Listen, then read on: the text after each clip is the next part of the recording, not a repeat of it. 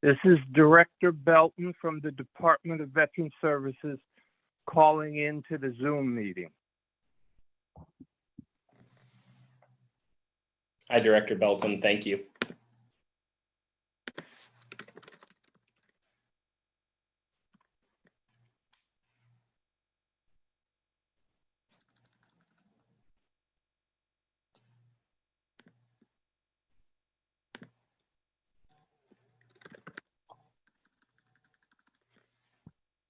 Everybody, we're going to be getting started in just a moment. I'm just giving counselors a chance to log on.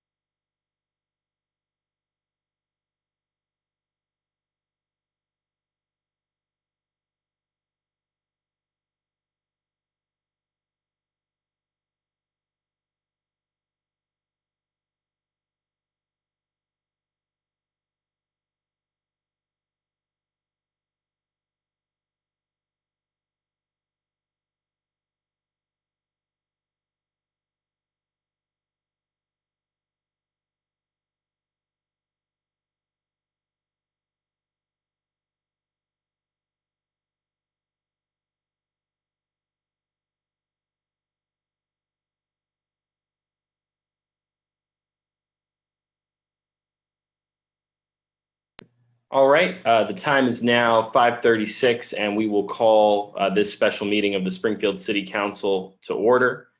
My name is Jesse Letterman. I'm the president of the Springfield City Council. We're here today to consider the FY23 budget and affiliated orders. Madam Clerk, will you please call the roll?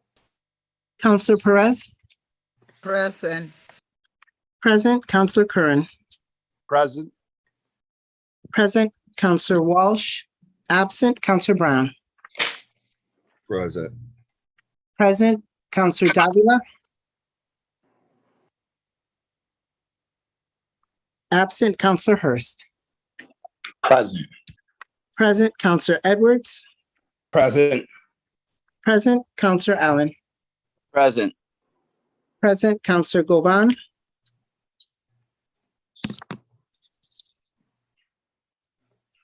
Absent. Counselor Fenton? Present. Present. Counselor Whitfield? Absent. Counselor Letterman? Present. Madam Clerk, please call the first item. The first item on the agenda is the FY23 budget general fund. And who's here to speak to the first item? Sarno. Mayor Sarno, the floor is yours. President Letterman and to city councilors, thank you very much for your due diligence and review. I'm sorry I ran a little late. I had to speak at Andy E's palliative care memorial. We're going to be there for Mercy Hospital. And Jesse, I think hopefully we don't miss your alma mater Renaissance graduation tonight next door at Symphony Hall. I want to thank, first of all my cabinet heads down to rank and file who have been tested and approved through a number of natural man-made disasters, most recent as we move to defeat this COVID-19. I want to thank the award-winning finance team headed by CAFO TJ Plant, who won an individual award himself, and Lindsay and the rest of the crew have done yeoman work. And I want to put across a budget's about $819 million. Unlike other areas or cities or towns across the Commonwealth where adjustments have been made and cuts have been made and services have been cut, we did no such thing because of our efficient, effective, strategic, and compassionate financing that we have and government that we put forward in working with the city council. With that, I'm just going to go through some of the highlights of the budget, and then I'm more than willing with the team here to take any questions. Gotta wear cheaters now, or else I'll be playing the trombone. But when you look upon it, here's the thing: this is a good news budget that everybody, including the city council, should be really championing and taking credit for. Keeps all services going, keeps all people working, keeps cops and fire on our streets, more academies to come. We keep building new schools and rehabbing schools, the most in the Commonwealth of Massachusetts. Nearly $750 million that we have built new schools and rehabbing schools. We kept business incentives going to keep our businesses not only be able to survive, but stabilize and thrive. We've kept economic development projects going, including neighborhood projects. We've kept the highest bond ratings in the city's history.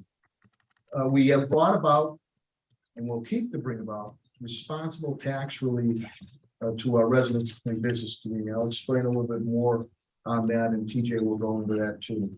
We keep a very strong reserve. We've kept infrastructure projects going.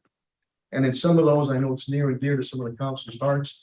I've allocated, I think, $1 million to start tackling private ways, the sidewalks, which I know you're all happy about. Unheard of.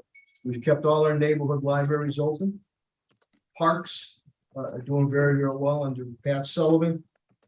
All summer programs are open. After school programs are open. Pools are open. We made a stressing mental health funding, especially through Commissioner Helen Carlton Harris and through Police Superintendent Cheryl Clapper with our officers that go out there. On the responsible tax relief, let me put across that this year $3.5 million is being put across. On top of that, it's a three-pronged approach. One, I believe the council passed, we have home rule legislation to move to bring even more tax relief through our state delegation, state legislature. We lowered the Patrick Greenhall, Attorney Greenhall is here, the chairman of the Board of Assessors. We lowered the age that you could go in for getting relief. We've hired the amount that you could receive on that. And people forget, especially during the COVID pandemic. City, I allocated $2.5 million to wayfinders to directly help Springfield residents pay their mortgages, pay their rents, pay their utilities, and if they had to pay their taxes. So when you look at it overall, over $6 million going directed to the residents. We had a booming real estate economy. We're doing this in a very responsible manner. I'll tell you two reasons why. Not to jeopardize a bond rating decrease, which will cost us money as we continue to move the city forward. Also, and TJ can go into it, responsible, because if you do go too far, you have to look at service cuts, number one. Number two, then you're passing the buck down the road where massive balloon payments will have to be made by our residents and business community. So we're trying to do as much as possible in a responsible way. But every department has had highlights. I know you have the budget. It's been very thoroughly presented. I know that you have done your review of it, and it has all the specifics that are on there. We balance this budget now. I believe it's the 8th year in a row, TJ? 8th year in a row that we balance this budget without using any reserves. That's quite a testament, especially coming on municipal financing. We made sure that we have to gear for a possible recession. I hope I'm wrong. I hope I'm proven wrong. But we have to gear for a possible recession, in which that time you have to look at rainy day funds to keep services going. We're also making sure that we put ARPA money out. I was with the governor earlier. I'm seeing an economic development event for him on the forward program, trying to get the ARPA funds, which the state is dealing with billions and billions of dollars, get that money out to our people and to our businesses that need it desperately. And I'm hoping the legislature comes forth with that. But we've been able to put out nearly $15 million in ARPA funds. And I'm proud to say, I believe 82% of those funds have gone to minority-owned or women-owned, veteran-owned businesses. They're a testament on it. So I'm very happy with the ARPA team and Tim Sheehan, who did prime the pump. I spoke of the Mass School Building Association Authority that we have a great relationship with. We know all the new schools we're building. I know Maria Perez, right with Lincoln, and now with the Barry Swan School that's coming on board. We'll continue to rehab. BPW, a very popular sidewalk crew, which we expanded in working with the city council a few years back, has been very successful. Again, I think now we're going to be allocating $1.5 million to try to convert private ways to as many as we can. We'll continue to try to knock those off. I know that's music for the years of Zeta Govan on it. And again, we continue the single stream recycling, the yard waste pickup, street sweepers are out there. Economic development, as you know, we continue with major projects going on. The garage, hopefully the Calder Cup, the T-Birds bring it home. Once that is done, that garage is coming down, a new garage there. The other economic developments are going up. We do the technical assistance, the Rise Up program, Valley Venture Mentors, and we continue with enhancing the Main Street Convention border area into the south end, all for a good 4-letter word, jobs. As you know, our beloved neighborhood councils, never been done before. I've allocated $100,000 to each and every one of them, so they can use it and earmark it for direct projects that they would like to do. Elder Affairs, again, we continue full services there. I thank Commissioner Helen Colton Harris and Sandy Federico. Sites are all open again, and we're looking forward on the new bus that we bought a couple of years ago, a mini bus to start some trips. As far as the fiscal responsibility, you know all that.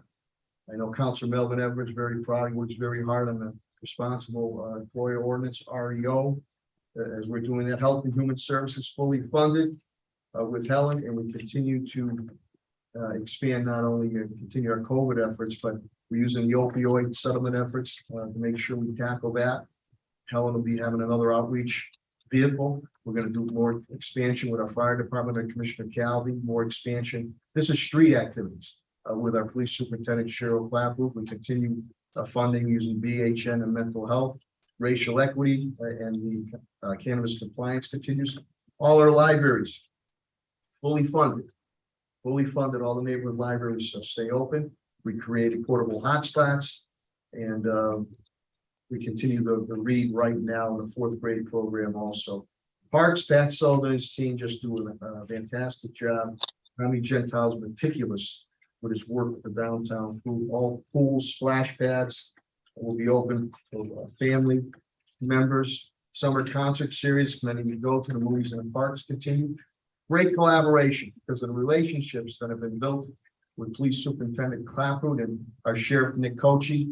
Now we continued with our patrols in Forest Park, other parks, the Sheriff's patrols, and the Mounted Patrol is there too. And everybody loves it. PJO, we all love animals, Lori Swanson. That's fully funded. Again, we help out Chickadee and Holyoke with that. Veteran Services under Tommy Belton and Deputy Director Joey Carroll, fully serviced, additional newer staff, so we've been able to meet the needs of our veterans. Public safety, again, police, another academy will be coming out. We are the largest department, I believe, I know in the Commonwealth of Massachusetts, I think in New England, body worn cameras that we've had for a couple of years now. And I have to say, I believe police superintendent can probably comment on that. I don't think we've had one complaint going back 2 years of March on that. The C3 policing and the flex ordinance squad continues. I know it's very popular with city councilors in the neighborhood. Critical technology continues to be done on that. And the real-time crime analysis stuff you see on TV, we do that, EHN. And now also, I have to say that Police Superintendent Clapper also brought in Babson College.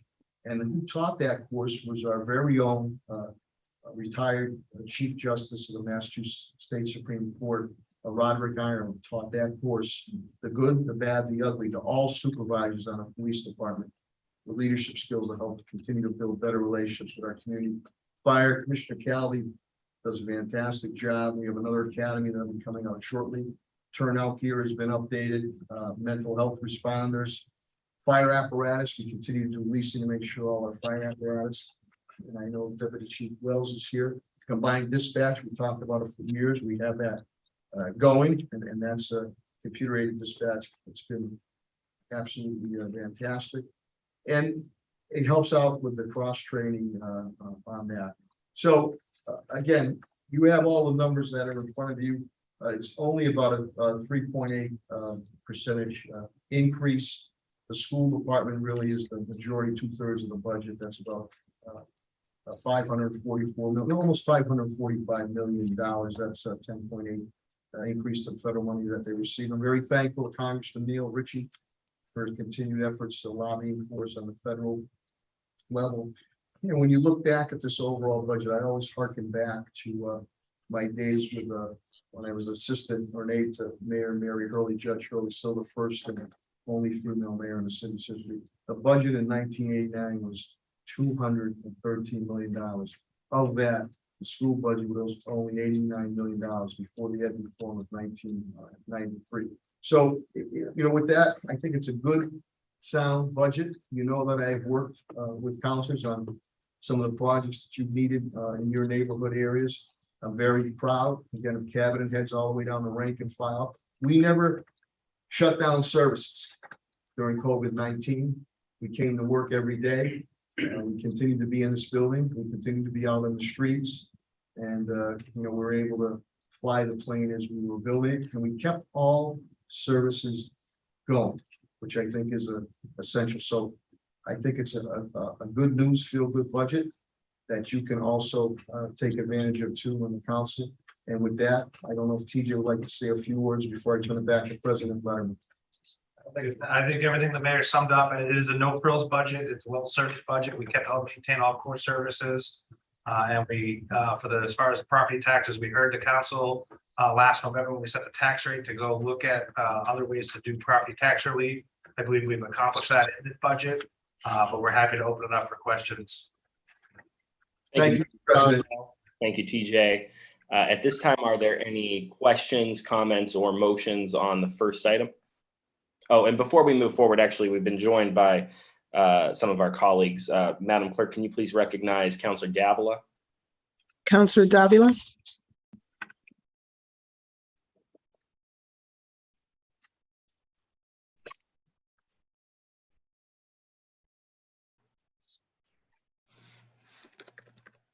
Present. Present. Counselor Whitfield. Here. Present. Counselor Govan. Present. Present. Thank you, Madam Clerk. Now, again, are there any questions, comments, or motions on the first item?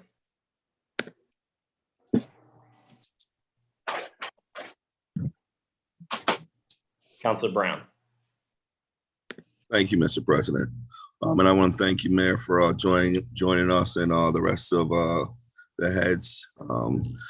I just had just one concern. Well, I have a few, but this is just one that, you know, just being a chair of the youth. When it comes to our actual teams, we got a lot of championship team caliber teams. I frequently, being a coach, I visit the facilities and their locker rooms. For some reason, when I met with the coaches, they're saying based on funding or something that they're not able to redo those locker rooms. there's mold. They look like they're horrible. Where even in Central, they have to have the visitors use their main locker rooms. I'm just wondering, is there a way to allocate or to get those locker rooms in the different schools done? I remember last time I had mentioned it and I thought it was done, and they reached back out to me. Not you didn't tell me, but one of the heads said that they were going to work on it. And this was a while ago, and it is really bad. So that's something, if I could get on you guys' radar. I was personally going to go down there and do it myself. For some reason, they said there were some rules where they couldn't do it themselves. So that's just something I want to know. Is that something that we can address at all? Council Brown, thank you. You know, I feel about youth development and ball playing. That has not been brought to my attention with Superintendent Warwick or time that I spent up at Central High School. But what we will do, if that's the situation here, is I'll speak to Superintendent Warwick and see with facilities management and Pat Sullivan and their side, who would be responsible for that, or maybe that's one of the projects, TJ, we can put in with the MSBA. If there's summertime, we go in and do a lot of the rehab work that needs to be done. So, Council Brown, if you can get that to myself or Tommy, Chief of Staff Ash, I'll be more than happy to move on that. We can make sure the locker room.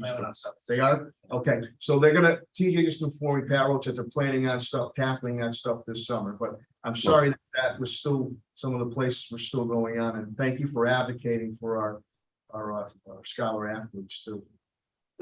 All right, thank you. I was just making sure. Thank you. Thank you, Mayor. Thank you, Mr. President. Thank you, Councilor Brown. Councilor Edwards? Thank you, Mr. President. I'd like to make a motion that we approve the budget as presented. Councilor Edwards has made a motion to adopt the budget. Second. A motion has been properly seconded. Is there any discussion on the motion? Councilor Govan.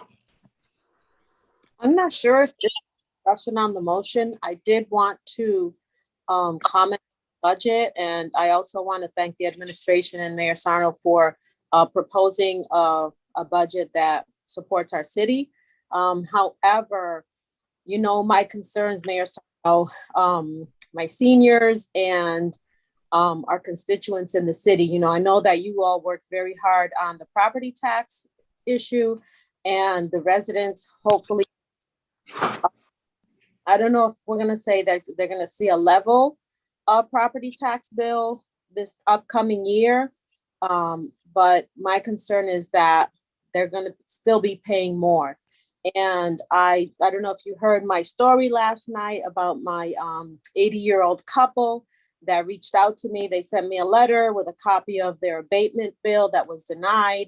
I actually reached out to the assessor's office and I spoke to Patrick. And I think I told you about this before.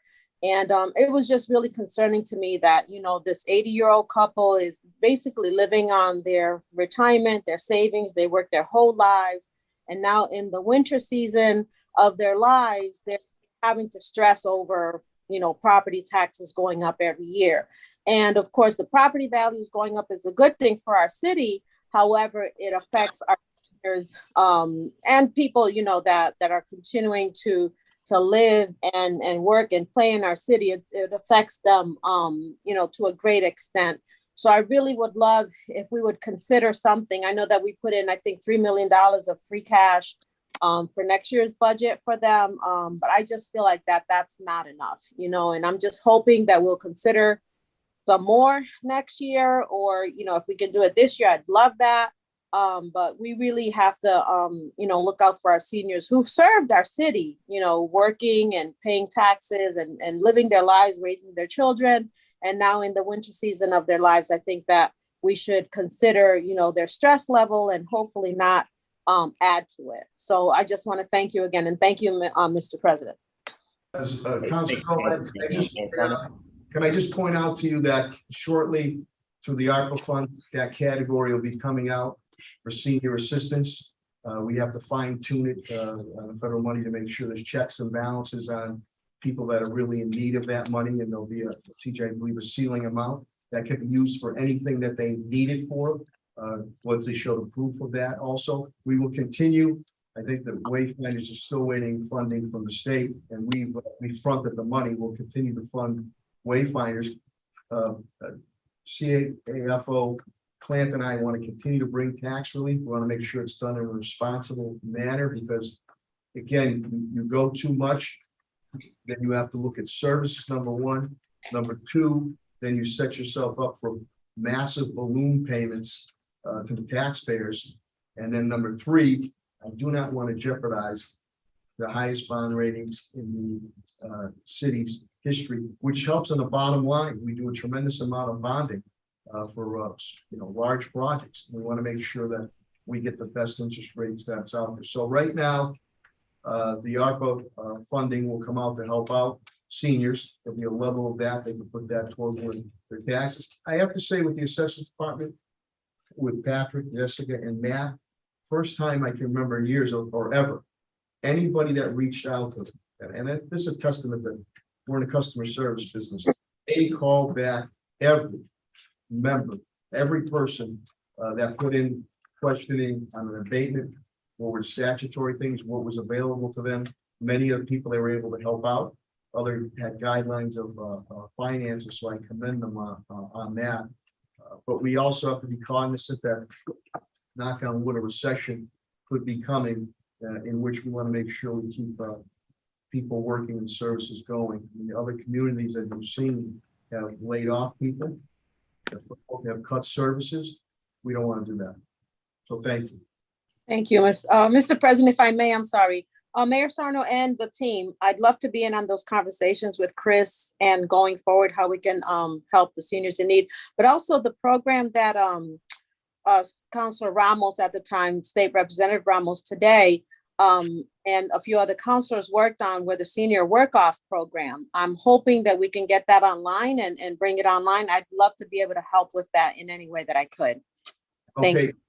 That did not get up and running because, unfortunately, with COVID the last couple of years. But I think the mechanism is in place on that and how it will be done. But COVID really, the last couple of years, we could not move forward on that at that time. So now things are continuing to move forward on our path to be able to handle COVID. I think that's something we can look at, and I know the assessors also, and working it through the senior elder affairs with Sandy Federico and Ellen Colton Harris.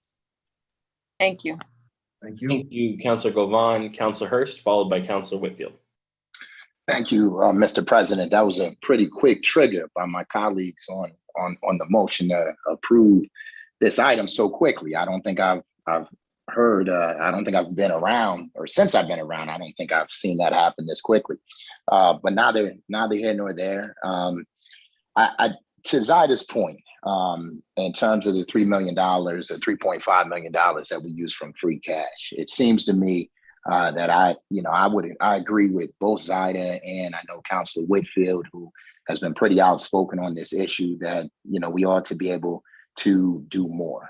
When you look at the number or the amount of money that our taxpayers have paid year after year after year for the last 6 years, it was astronomical. And I think our speaker before us during public speak out said that the average bill has increased in the last 6 years. The average bill has increased by $834 to many folks on a fixed income or those who are struggling, especially right now. You compound that with inflation and rising gas prices. To me, that just seems astronomical and something that we ought to be able to do something about, especially considering that we do have free cash. We're expecting more free cash through the Eversource agreement and settlement, and through all of the ARPA money that we have. We ought to be able to do something fairly quickly. And if you look at the city of Chicopee, which is a third of our size, they recently this year approved $3 million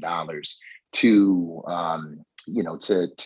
mitigate the tax burden on their residents. And, it's not as though their homes are valued at much higher than ours are. I think when I looked, they were valued at like $188,000 whereas ours are at 162,000. When you look at the number of folks that are living in poverty here in the city of Springfield, it's certainly much higher than Chicopee. And when you look at the median income for residents in the city of Springfield, it's lower than in Chicopee. So the idea that, we can't do more is extremely problematic. And I just think, it seems like it would behoove the administration to rethink that.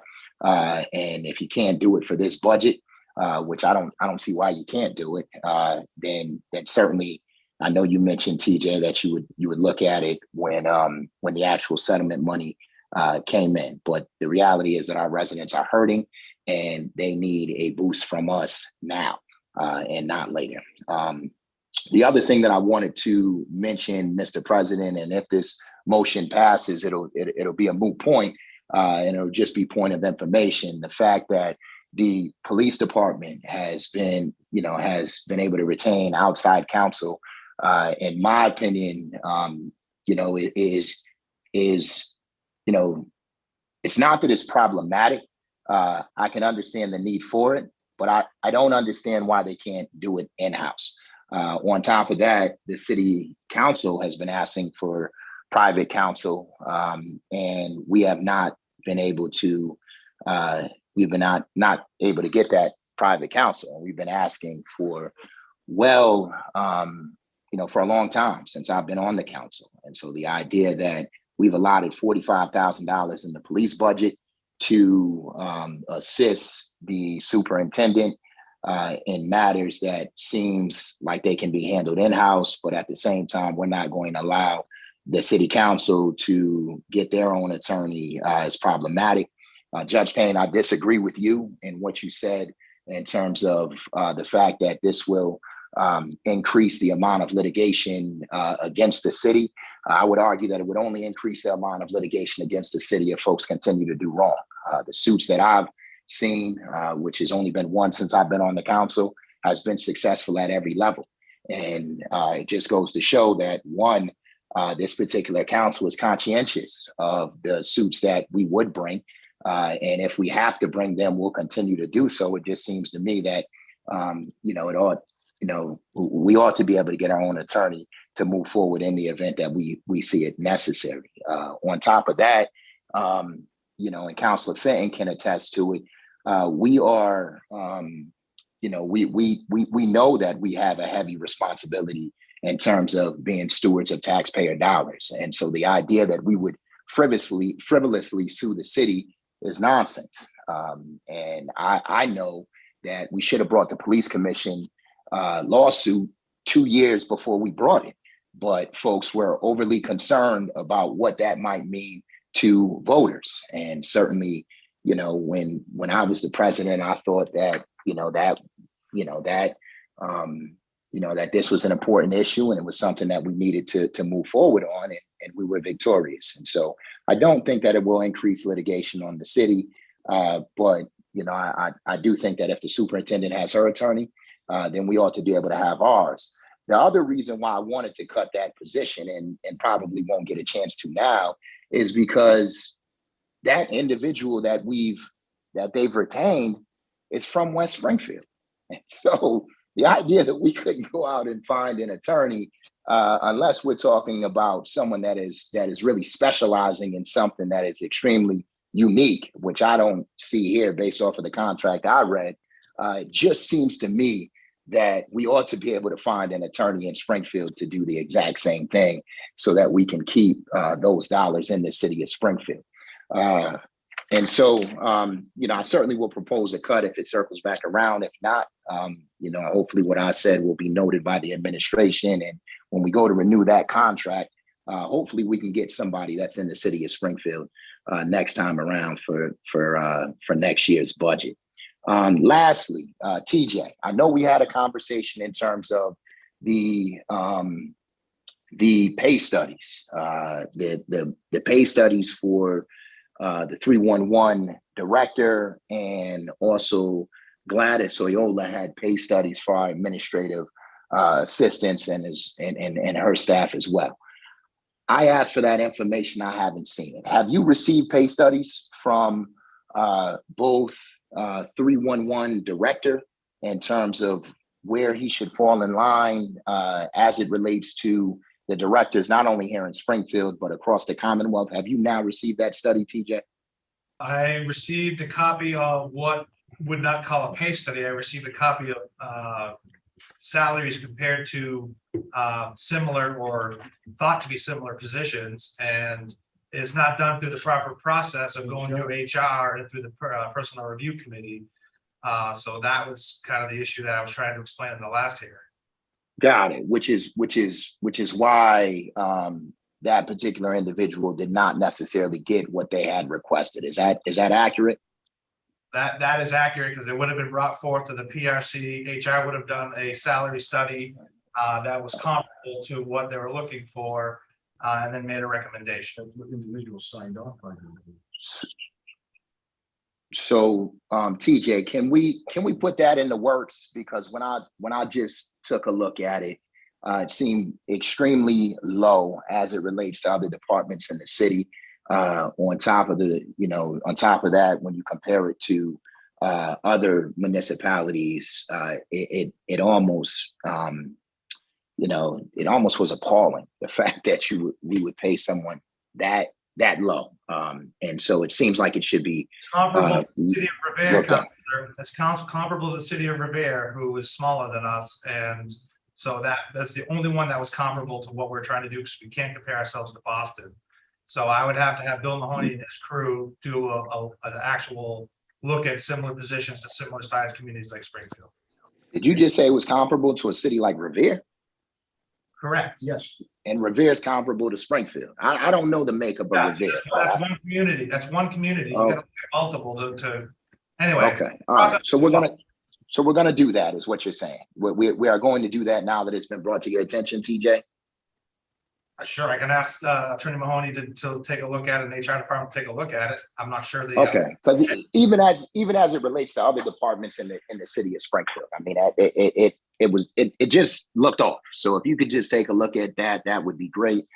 In terms of, we were supposed to receive a pay study from Gladys. I don't know if she's there right now regarding the increases to our administrative assistants in her department. Did that pay study ever come through, or was that similar to what was sent to you via Roy and or Gladys? I saw the same document reference that was done by one of her staffers that did not go through the HR department. Was it related to the administrative assistants as well as her I'll have to department? go back and look to see exactly who else was on that list. I'll have to check that. Okay, because I would like to see that pay study. And can you just tell me again, what was the percentage that the administrative assistants received and those in their department received? And those in her department, was it the same rate, or did they receive a significant increase? No, that's a Our 2% cost of living and a 2% merit based upon the volume of work. Okay, so they received the merit. So they received a total of 4. Now, was that across the board in throughout the city, or was that specifically to our administrative assistants in the city council office? Did 311 operators receive that same 4%? Councilor Hurst, could I just point out, there's just proper protocol. When you're looking at that, obviously you go up to your cabinet head, he or she. I was proud to appoint the individual that you mentioned initially on it. And again, when the individuals, he or she, take the position, they signed off to an agreed salary. They agreed to that salary. All we're asking for, the proper protocol, first through the cabinet head, he or she, and then HR to do a proper study to see what is appropriate to be considered or not to be appropriate to be considered. And also going on when you're looking, comparing to comparable cities, not other cities on that. So I think what TJ is saying is what we received is somebody that from the internal that just maybe Googled a few things and put it down there. So if somebody, if it warrants that someone, he or she needs to be looked at on pay scale, we're always open to do that, but there's got to be a proper backup and reasoning why that's being considered and proper information. But again, when people sign off and take positions, I was very proud of that individual. They signed off on that agreed salary. No, understood. And I feel the same way about the clerk's position as well, which I've expressed also. And so if we're doing pay studies, it seems to me that we ought to take a look at the clerk as well, do it the proper way, because she does oversee multiple departments. And, I certainly haven't seen anyone oversee that many departments and, receive a similar salary to individuals who only oversee one department. And so it'd be nice to take a look at that. And then I'll just conclude. The only reason why I'm asking is because based in the finance meeting, there were certain individuals that received the full amount of what it was that they requested. And I thought that they received the full amount of what it was that they requested because of some sort of pay study. And if it wasn't a pay study, then the question is, why did they receive that amount? Whereas other folks throughout the city, throughout the entire city, are asking for similar amounts of money because they think that their administrative assistants or folks that work in their department deserve it. And it just seems to me that there should be some sort of equity across the board. And so maybe we should take a comprehensive look, which I know my colleague mentioned, across the board in City Hall, just to make sure that we're not arbitrarily just giving out increases. And, especially when it comes down to our administrative assistants, it doesn't look good because there's an obvious conflict of interest between our administrative assistants and the mayor's office. So we just need to be conscientious of that. Thank you, Mr. President. Mr. President. Thank you, Mr. President. Councilor Allen, you're after Councilor Whitfield unless do you have a point of order or something? Well, my point of order is that I don't think we should be talking about people's salaries in public. This kind of issue can But be that's it. dealt I with. want to go next because that's his opinion. So And Councilor my Whitfield, hand was raised Whitfield, and it's public knowledge and we can Whitfield, I talk am about going to it. recognize you. Councilor Allen, have you stated your point of order sufficiently? Well, I just wanted to say, I looked into this issue of talking about salaries in public, and it's people need to have a little warning that that's going to be talked about and a little ability to have someone there to talk about it. It's not really, I don't believe, the right thing to do in a budget meeting of this type. That kind of issue can be handled offline in a more private and respectful manner. And I don't think we should be talking about it here. And I know that the people who are being discussed, it's not a good thing for them.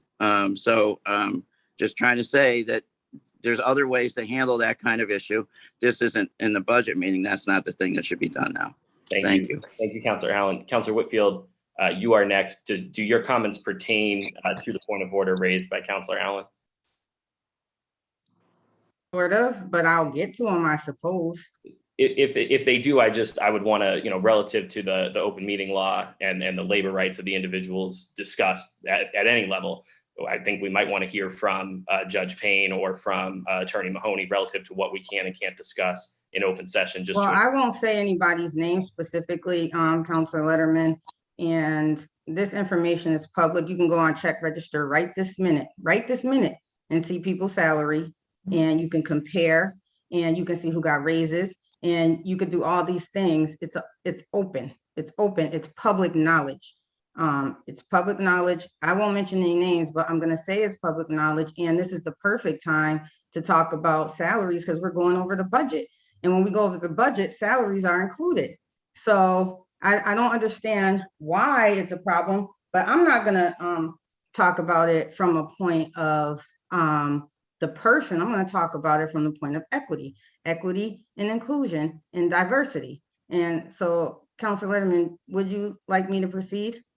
Councilor Whitfield, I certainly appreciate what you're saying. I would just like to hear from Judge Payne, just so I can understand as the chair. I haven't shared anything of this nature before. I just want to understand what is within the realm that we can discuss in open meeting relative to employees or Attorney Mahoney. I just would like to hear from them on the boundaries so I can ensure that we all stay within. Thank you, Council President. Attorney Billy Mahoney will handle that because you're right. There's a slippery slope there in which you can put yourself in hot water. Yeah. So, thank you, Mayor. Sorry, but the floor is to Attorney Mahoney. Attorney Mahoney, if you could advise us on what we can and can't discuss relative to specific employees and any proposed salary increases or decreases in the budget. Yeah, I think, Councilor, if you're going to be discussing any of any of the employees by name, then I would suggest that they be given 48 hours notice under the open meeting law, so that they have the right to request that either the executive session or come into public session, because I think that's their right as well. And they have a right to have council present if we're talking about the character, the performance, that sort of thing. So I think you want to give the employees that due notice in order to be present and respond to any comments that are being made. And again, this is my understanding is that this is a budget meeting and we're talking about the city's budget, not talking about individual employees. If it's not on the agenda, I caution the council that this probably is not appropriate. So Attorney Mahoney, relative to our discussion though on the salary amounts and decisions made relative to increases, decreases, what are our parameters there? Well, again, you can't, and we've been over this with the council in years past, you can't target any employees. And I would be cautious because it sounds to me like that's what we're starting to do. We're starting to go down that path of why does this person get this much and someone else should get more or someone else should get less. I don't think that's the discussion for the night. I think that it's starting to sound a little bit like we're again going down that dangerous path of targeting people. Okay, so with that in mind, thank you, Attorney Mahoney. With that in mind, turn the debate back over to the counselors and just encourage counselors to keep in mind the advice we've been given relative to just staying in compliance with fair labor law relative to all of our city employees. Counselor Whitfield, the floor is yours. Thank you, Mr. President. First, I want to thank the administration for their attempt to put together a fair budget. I believe that a lot of the departments deserve what is in the budget. So I want to talk about equity. And I'm going to say I heard a lot of thanks from Attorney Mahoney, but I would like to know the law and I would like to know the facts behind what you are saying. This is a budget hearing, and in the budget, there are salary increases, there are different benefits that take place. And so I think that this is the perfect time to talk about whatever is going on in the budget, whether it's salary increases or not. I think that this is the perfect time. While we don't have to mention names, there are a couple of points that I want to mention, because when we look at the room of City Hall, it doesn't seem equitable at all. If you look at who the department heads are, it doesn't seem equitable at all. And so when we talk about equity and the amount of complaints that I got from department employees that happen to be persons of color, they know what their counterpart salaries are. They know how long they've been having years of service, and they know that they didn't get the just amount of salary that they feel they deserve. However, in order to keep their employment, in order to keep their pensions going, they are I'm not going to say forced, but in order to keep these things, they take the position, they settle for the position. So although they sign it, they want to keep their pension, they want to keep their years of service, they want to keep their job. And so if they can't get what they deserve, maybe they just sign it, because I know how the administration works. I know how the administration works. I work there. And so maybe that is some of the things that is happening that is unfair. And I want to bring up the issue of equity at another standpoint, because I sat in the room with the mayor and Tom Ash and TJ Plant and Bill Mahoney, and I talked about the committee that gives the raises and approves the salaries, and it's all white men. That's not equitable at all. And while you have this PCR committee, I think it's called Personnel Review Committee, the decision makers are all white males. And so where's the equity in that? And so when I think about how salaries, raises, and things like that are being given, I'm going to look at it through that lens, because that is the work that I do. And it doesn't seem like it's a fair process. From the complaints that I got in there, these are real people coming saying, is there anything you can do to help? Because I've seen the unfairness that happened in the Economic Development Department. I've seen the unfairness that happened in the Finance Department. I've seen how different folks get promoted more quickly over other segments or races in the population. These are real complaints from real people. So this isn't anything I'm making up or trying to just discuss during budget time. But my hands are tied, not much we could do there. So that's just one point. When you guys think about fairness, think about equity and think about what that is and think about what that looks like. because the room that I'm staring at doesn't look equitable at all. Not at all. Second point is property taxes. We want to say that we gave 6 million, but we know 2.5 million of it already has been used, yet bills still increased. So we're not going to count that 2.5 million to decrease FY22 budget. That's gone. Bills still increased regardless of the 2.5 million. You got a $17 million property tax increase built into the budget. And I think when I joined, someone said, is it going to be a level? Is it going to be it's going to be a level property tax bill? Is that accurate? How in the world would the property tax increase by 17 million, yet the bill is going to come out and be level?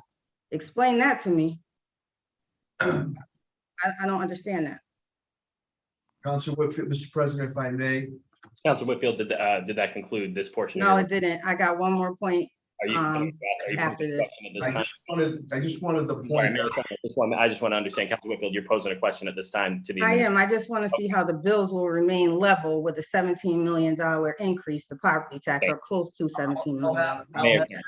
I'll have that expounded upon by CFO TJ Plan and Chairman of the Assessors Board, Pat Green. But just to point out on the Personal Review Committee, those are specialized positions there. And by the way, 10 years of that Personal Review Committee, my chief of staff was an African-American, the first African-American chief of staff in city's history. Denise Jordan sat on that. So it's the people who hold those positions at that time. And again, we try to be fair, equitable, and I think that's people of my reputation. I just want to point that out. Those people, HR, a chief of staff, and the finances, because you have to pay for the position. And for 10 years, that chief of staff was the first African-American chief of staff in the city's history, Denise Jordan, your CAFO, and your director of HR and labor resources. So whoever holds those positions, male, female, black, white, green, yellow, orange, those are the people, the Personal Review Committee. I just want to point that out. On your second question, Mr. Plant can clarify that, or Patrick, can you clarify that? So when you were getting on, Counselor, it was a request from Counselor Govan to see if there's a way of keeping taxes level. It was not a commitment from the administration. Okay, so it wasn't said that the property tax bills will be level for FY23. No. No. Okay, all right. I came in a little late, so thank you for the clarification. Mayor, I think that when Denise Jordan was working there were more people on the PCR committee that made decisions. Because I do remember the PCR committee when Denise Jordan was there, and I am aware that she was on it, but there were other folks that were making the decisions. It wasn't just 3 people, and I'm pretty sure that it wasn't just 3 people making the decisions at that time. And I think that you might want to consider opening that up so you can get other perspectives from other folks other than 3 white male people. And I'm not saying that they're not smart, and I'm not saying that you know, they don't know what they're doing, but you get other perspectives when you have a diverse group of people looking at different situations and, you know, making these decisions. So that's just a thought. You can do with that what you want. But I cannot support this budget with a $17 million property tax increase when there is no commitment to reducing the property taxes by more than $3.5 million. I just can't commit to that. And then in addition, I wanted to talk about the lawyer as well. We work for the residents of the city of Springfield, yet $45,000 was given to the police department to obtain a lawyer. If you don't understand, like I do, all the police misconduct cases that came down the pike that we have lost, that is not right. We want to fight for the people. You are fighting for the officers, which you're supposed to, but because they're your staff.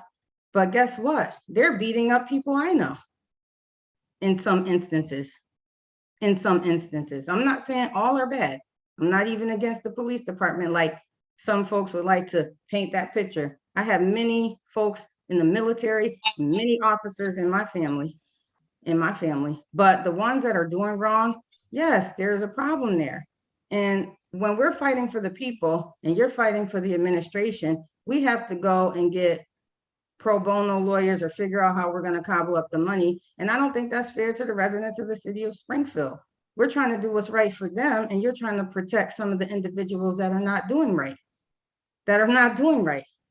And if we had the opportunity, if counselors didn't move so fast with trying to approve this budget, which I'm making it very clear I will not support tonight, I would have agreed with Counselor Hurst, and I would have agreed with that cut to the law departments or the lawyer in the police department. Counselor Hurst, those are my points, and I will turn the floor back over to the rest of the council. Thank you, Councilor. Thank you, Counselor Whitfield. Counselor Allen, followed by Counselor Fenton. Thanks, Mr. President. I can lower my hand. I believe that was up from before when I made that comment before. So thank you.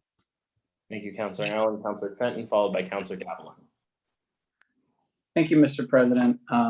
I support this budget, a budget of a little bit north of $800 million, 819 represents, as the mayor indicated and TJ indicated, less than a 4% increase over last year's fiscal year budget.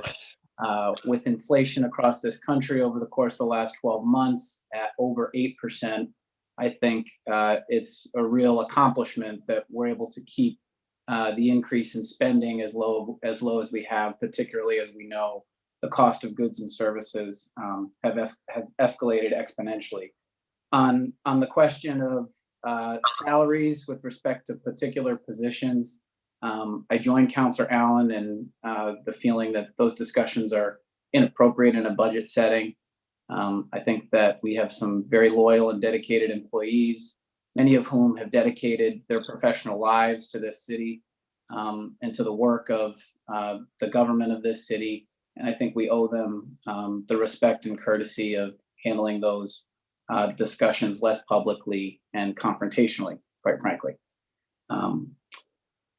The budget overall, as I said, I think is an accomplishment given the rate of inflation and the otherwise reasonably moderate increases. I think another thing that I'd like to point to in terms of my support for this budget is the unprecedented relief that's being provided to taxpayers. When you look back over the 12 years that I've been on the council, when we started these budgets in 2010, we had an operating structural deficit. And TJ and his predecessor, Lee Erdman, will tell you that few were harder on that question than me in terms of funding year over year deficits with stabilization reserve. And through smart and strategic budgeting, we've gotten to a point now where we have a healthy reserve, but one that we need to grow. And we have an improved pension system, but one that we need to continue to fund. It's true that it remains severely underfunded. And I'm happy to see that there's $1.5 million that's being proposed as a separate budget transfer from free cash to fund, to better fund that deficit in the pension account. In terms of property taxes, we've made steps through Chapter 41C and 41D to double the amount of abatement that's available to our senior citizens. And we've reduced the age for the first time in a decade by 5 years to 65 years old, making more people eligible for that abatement that we've doubled through council action the other night. And I think it's important that we remember where we stand comparatively to the rest of the Commonwealth. Earlier, Councilor Hurst drew an analogy to Chicopee, which I think is an appropriate one. The average single-family tax bill in Chicopee for last fiscal year 22 was $3,663. In the city of Springfield, that number was $3,484. So over a $200 annual difference between what residents pay in the city of Springfield and what residents pay in the neighboring city of Chicopee. We've heard TJ say before that every $1 million of appropriation from free cash to taxpayer relief equates to about a $25 reduction in the overall amount that you could expect the average single family homeowner to have to pay on their tax bill. So it's no surprise to me that Chicopee would take additional measures beyond what we've done this year. It's still not going to be enough to make up the difference. And the fact of the matter is that the city of Springfield average homeowner pays the lowest average property tax bill of any city in the Commonwealth, other than the city of North Adams. So I think we have to be smart about this. I think that the administration in this case, and I have not been afraid to vote against budgets in the past, I think that the administration has been smart about this and has made tremendous strides in this regard. And in terms of comments that have been made in the past about healthy free cash and this money belonging to taxpayers, I would just caution my colleagues against that line of thinking too much, because in addition to the fact that there's a proposal for $3.5 million from free cash to go back to taxpayers, we also don't know what the future will hold. And we are dangerously close to the minimum percentage of stabilization reserve that was instituted by the Financial Control Board back in the early 2000s. By increasing our free cash, we strengthen the city's position, increase TJ's ability to improve our bond rating, thereby reduce our cost of borrowing. And furthermore, we protect ourselves for future crises, whether that be a natural disaster, which we've had more than our fair share of, an economic disaster, which I think most people in the industry are predicting, or a health disaster. Springfield was the beneficiary of a great deal of funds from both state and federal sources. We cannot count on those if there is another wave of the COVID-19 pandemic that impacts city services. And so, Mr. President, with that, I'm proud to support this budget tonight, and at the appropriate time, look forward to taking a vote on the matter. Thank you very much. Thank you, Councilor Fenton. Councilor Davila. Thank you, Mr. President. Mr. President, you guys hear me okay? Yes, we can hear you. Yes, Councilor Davila, we can hear you. Thank you. I seem to be having a little bit of a audio problem today, so please let me know if I'm not coming across. Mr. Mayor, good afternoon, sir. It's good to see you. And to all the staff present. I have to say some quick comments on the budget. First, I think that as I look at the budget, I want to acknowledge that I think you guys have really tried hard to come up with a sensible budget. And so I thank you for that, because I realize I'm very conscientious of the difficult times that we live on. And what's expected. As Councilor Fenton, we don't know what the future holds, something that even TJ has been mentioning to us right from the beginning of COVID-19. He remember that TJ very carefully suggested to us that we need to prepare for the future as well. With that being said, I do want to have a couple points. I'm going to continue on the subject of property tax, Mr. Mayor. If it was me, Mr. Mayor, I would increase more. But I also understand what you guys are trying to do. And I get that, Mr. Mayor. With that being said, I do believe that the stabilization reserve fund right now is 27 million, correct, TJ? Fiscal 21's cash certification was 27.6 million. Okay, and you wanted, yesterday we talked about putting 5.8 from the free cash onto the reserves, so that we can come up inch closer to the 5% minimum that the state requires, correct? To continue to grow the reserves to a $50 million amount is what the goal was. And that's based off the city side budget, but we have to get the percentage of the total budget is $819 million. People, we can't touch a school budget. So that's based, all that percentages that we want to keep is based off our city side budget, though we have to get that percentage off the total budget. Okay, so we're looking at 40 or 50 altogether million. If we want to get it up to 50, we can move the money at the special meeting that the city council is going to call. But the state minimum will be 40? The amount will be 50. If we get to 5.8, the amount will be 50. Right now, it's roughly 44 and change. which it gets us to 6 point something% if we get to 6.1% if we get to 50 million. Right, so you want to have more than the 5% required. I get that. And that's going to help us with the bond rating, correct? Which I know yesterday you said is the minus. Yes. Wall Street and the bond rating agencies really want to see us grow our reserves to a level closer to the 15%, and then that can result in a bond rating upgrade. So please forgive my ignorance in a way. How would that help us if we come into a crisis in the future? Well, the best thing about having reserves is you can use reserves strategically to get through the crisis. So instead of having to do catastrophic budget cuts, which we had to do in fiscal 9, 10, 11, 12, we're able to then use reserves to preserve core services to keep people working and providing our residents the services. That's obvious. I was talking about the bond rating, not about the reserves. Bond rating, they like to see the healthy reserves, knowing that we can weather the storm that I was just talking about without having to do catastrophic cuts.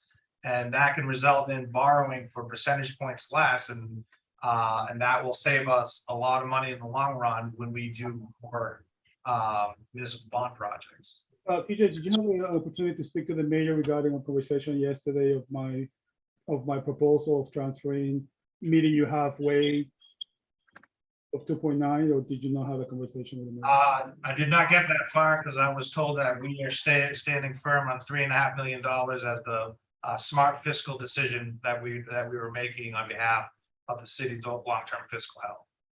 Councilor Devlin, just to let you know, having traveled down to Wall Street, you have to present before the bond rating agencies in New York City.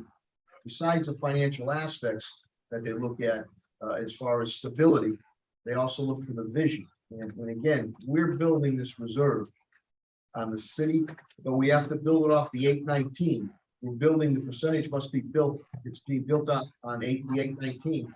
The money, total money comes from the city side on it. So we believe that we're being responsible in this, also trying to protect our taxpayers, that all of a sudden they don't get a whammy balloon payment that hits them right between the eyes. So we're trying to be fiscally responsible. And again, if you think back to the tornado days, we're able to handle that because of strong financial management. Then we have every kind of reimbursement. So you have to, you want to get a quick feel-good thing, and then a year or two down the road, when the tax bills come out and said, what the hell happened here? Why am I getting this massive increase? So we're trying to be strategic on it. We get off other pathways, wayfinders, we continue to fund that. The ARPA senior monies, those will be announced with ceilings there and backup information to help out on that. The abatements that are available, if you qualify, statutory abatements, and you're able to make your case also. So we tried, the real estate market again, through the roof.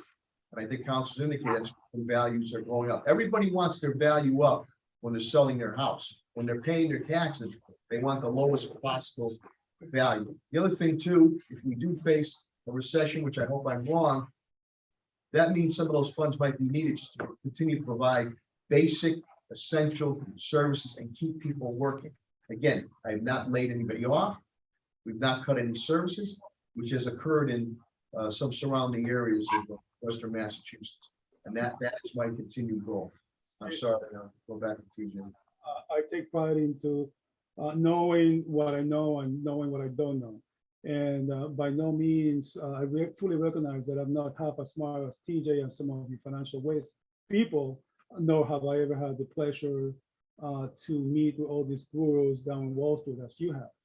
But let me tell you a little bit of what happened to me this morning. I went down for breakfast, and I was just when I was starting take my first sip of the coffee, the constituent comes over, and the first thing he started talking about was property tax. And boy, did I get in it. So I understand what you guys are doing. I'm not saying that is wrong. What I'm saying that if it was me, I will throw in the difference 2.9 as a way to alleviate tax relief to the people, not as a quick good feel thing, but as to help people alleviate the pain, because we all know when they get that property tax, it's going to be painful. So I just wanted to bring that up to put it on the record, sir. And so I felt that it was important conversation to have, Mr. Mayor. And I thank you for your time. But if I may, Mr. Mayor, I want to move on to two other points. The police department, I looked at the budget, I think it's $51 million, which yes, $51 million. I'm glad to see that the shooting range is producing $336,000 in revenue, which is, I remember, something that TJ did tell me from the beginning. But I do have I got two questions, two concerns about it, Mr. Mayor. And if you may, I would like to address it to the commissioner, if I could, in terms of the budget. Commissioner, so are you concerned at all with the increased rising of gas prices and how that may affect our ability to police?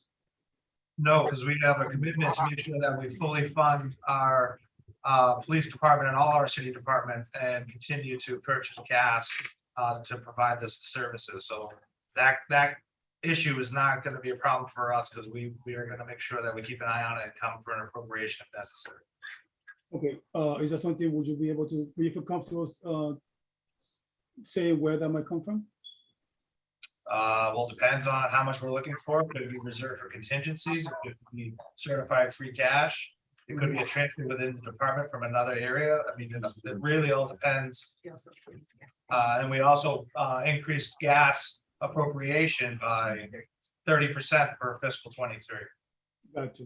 Okay, and Commissioner, with the this is the one, the two issues, violent crime in the city. So something just caught my eye literally on page 723. It talks about expenditure details, and it says that you have a goal of 15 homicide investigations. Is that what we're projecting for murders in the city? 15 murders in 2023? No.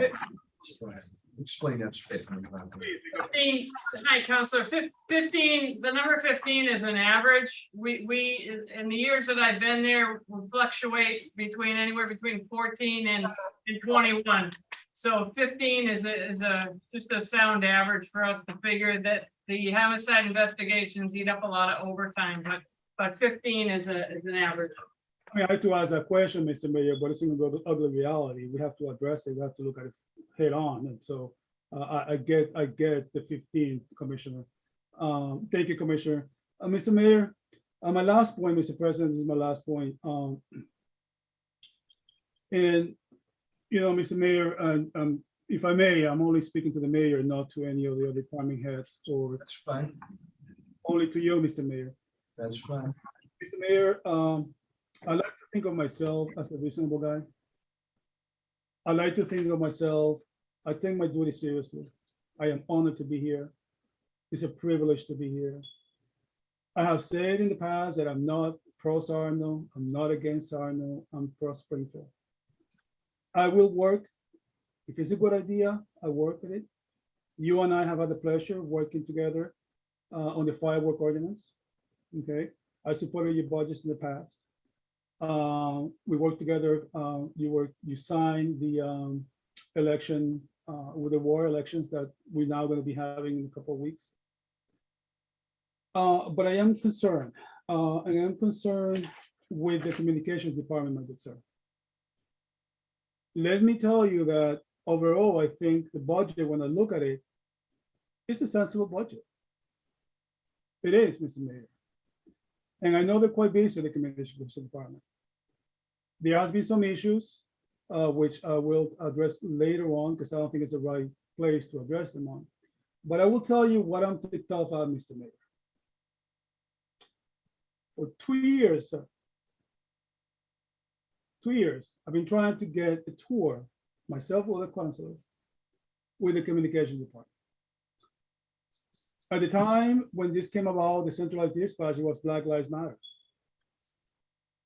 Yeah, I'll let you until Tommy finishes talking to you, so I can have your full attention. That can be, and also, if you want to explain that, or Superintendent. Yeah, with the police department counselor, we'd be happy to have the tours. I think we missed one date. But there's also a lot of construction, a lot of things going on in the police department right now where people are displaced, people are out of their offices. The gym is almost complete. There's been a lot of work done, so probably in about 3 to 4 weeks, we can take a nice tour and show you everything that's completed instead of people and their furniture out in the hallway. And then we'd have to know exactly how many people you wanted to take through. There are some areas that are still sensitive and some areas where, yeah, we have victims seated and statements being taken. So the press going through is sometimes an issue for us, especially downstairs in the booking areas. But if just for you or some other counselors, we'd be glad to. And it's a different issue, I think, with the 911. Deputy Chief Wells, please, David Wells. Counselor, I believe Commissioner Kelvin submitted some dates. Point of order. Mr. President, can you hear me? I can hear you. Okay, a point of order. Mr. Commissioner, thank you. I don't know who's speaking right now. That's Deputy Chief, Fire Deputy Chief David Wells, who heads the combined dispatch and does a tremendous job. Thank you. Yeah. Deputy Chief Wells. In all due respect, I did say I don't want to speak to anybody but the mayor. Okay. Well, Councilor Davila, again, I have to be like a general practitioner.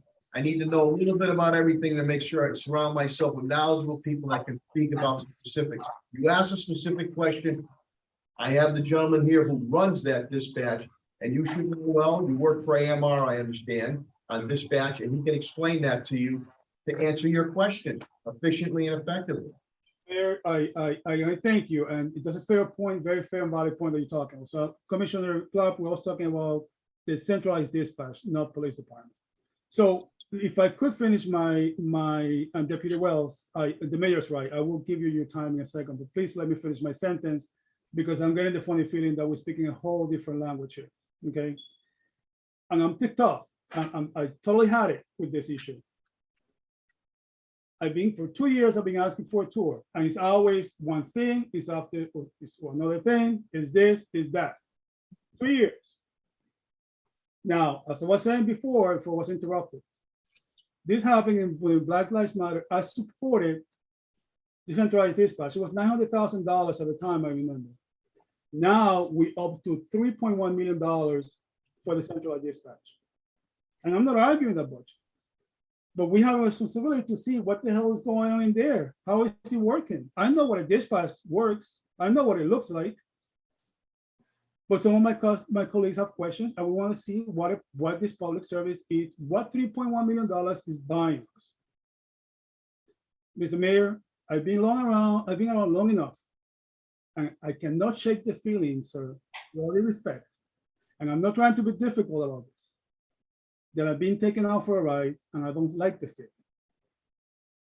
We have a public meeting coming up. I even called you chief of staff a couple of weeks ago. I have not gotten called back on this because I was hoping that we can solve this in private, but that didn't happen. Because I'm not going to be taken out for a ride. I'm cool, well, I'm reasonable. But honestly, 2 years is a long time, sir.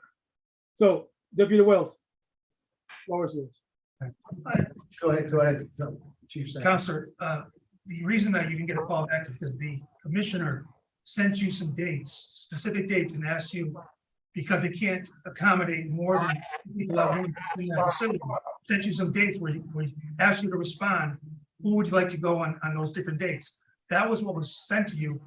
What you did with that is entirely up to you. David Wells can explain a little bit more, but that revision that happened before that.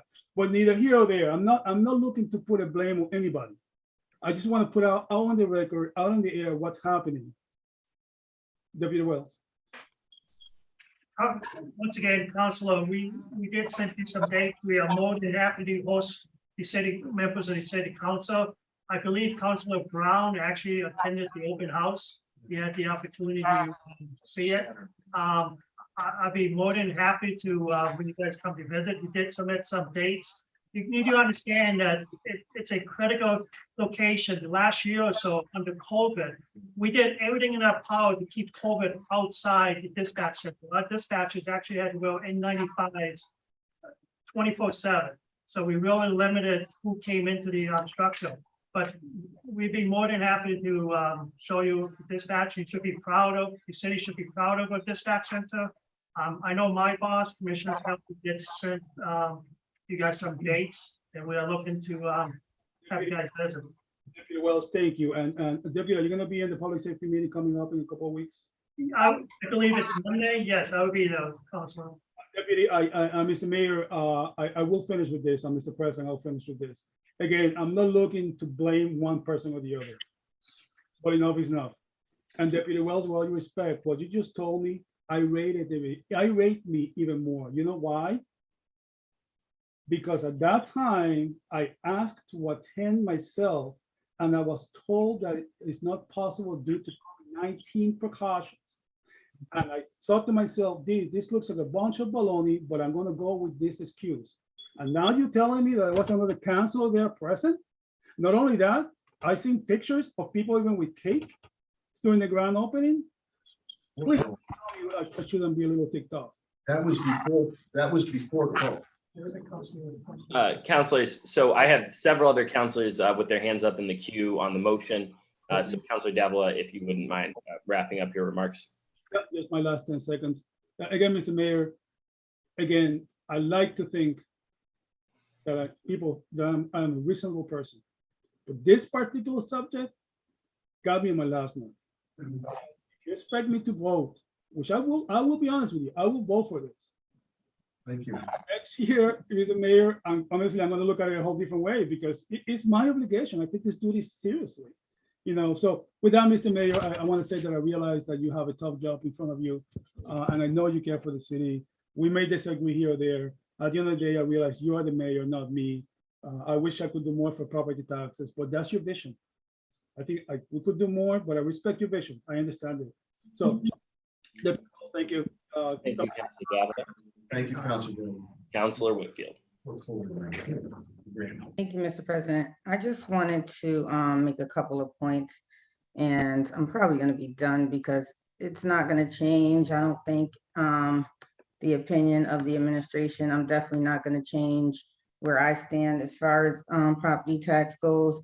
I just wanted to comment on something that Councilor Fenton said. He said that the city of Springfield had the lowest or the second lowest property tax bill throughout the Commonwealth. We also have the second lowest income. We are the second lowest income throughout the Commonwealth. I think Lawrence is the community that probably has lower income than the city of Springfield. And so when we talk about property tax bills and other factors of the city of Springfield, we have to make it relative to what's going on. While it may be a good thing that we got $3.5 million reduction, but if you talk to my aging parents that are 71 and 75 and on a fixed income, and then if something happens in their home, they don't have all these other resources to go to fix them. And then you got folks, seniors that I talked to on the campaign trail, and they're saying their houses are going to be taken due to, what is it called? Receivership and all these things, and they don't know what to do or where to turn to. And then on top of that, there's inflating gas prices, and then there's basic cost of living increases and increases in food prices. On top of that, what families had to deal with during COVID-19. I feel like the administration, the Mayor Sarno, you should consider all these factors and do a little bit more for the residents of the city of Springfield. And one point that I'm going to tell you why is because without a doubt and without hesitation, we gave $6.5 million to 1331 Elm Street project to rich developers that don't live in the city of Springfield, to create a partial workforce property and market rate housing. Now that in itself doesn't make a whole lot of sense to me. Number one, because they're rich. Number two, because they don't live in the city of Springfield. And number three is because workforce housing benefits working families, market rate housing benefit those who make a decent sized income. But when you talk about workforce housing, you leave out folks with disabilities, Mayor Sarno, you leave out senior citizens, because they're not part of the workforce. They're not working right now. So they don't get to benefit the beautiful 1331 Elm Street project that, without a doubt and without hesitation, $6.5 million was granted to them of free cash. So I just don't think that that's fair to the residents of the city of Springfield. Let's 6 million, I'm sorry, 6.5 million. 6 million may have been given from free cash for FY22 and FY23, but what are we gonna do in FY23? Because bills still increase. When I'm out here and they call me and they say, oh, the city council, you guys are increasing our property taxes. And I have to explain, no, we're meeting an obligation that was placed in the budget by the mayor. We have to set a tax rate. Actually, we have to set the tax factor that sets the tax rate based on what was put into the budget. And they complained to me and they didn't understand it, Mayor, and that doesn't sit well with them. And I hate to have to say that, but it's the truth. It's the truth. I would rather us be able to work together and come up with a reasonable solution that we think will benefit all taxpayers in the city of Springfield. Yeah, it's not going to affect folks that got a decent income like it is going to affect low-income housing. I remember being one of the low-income households.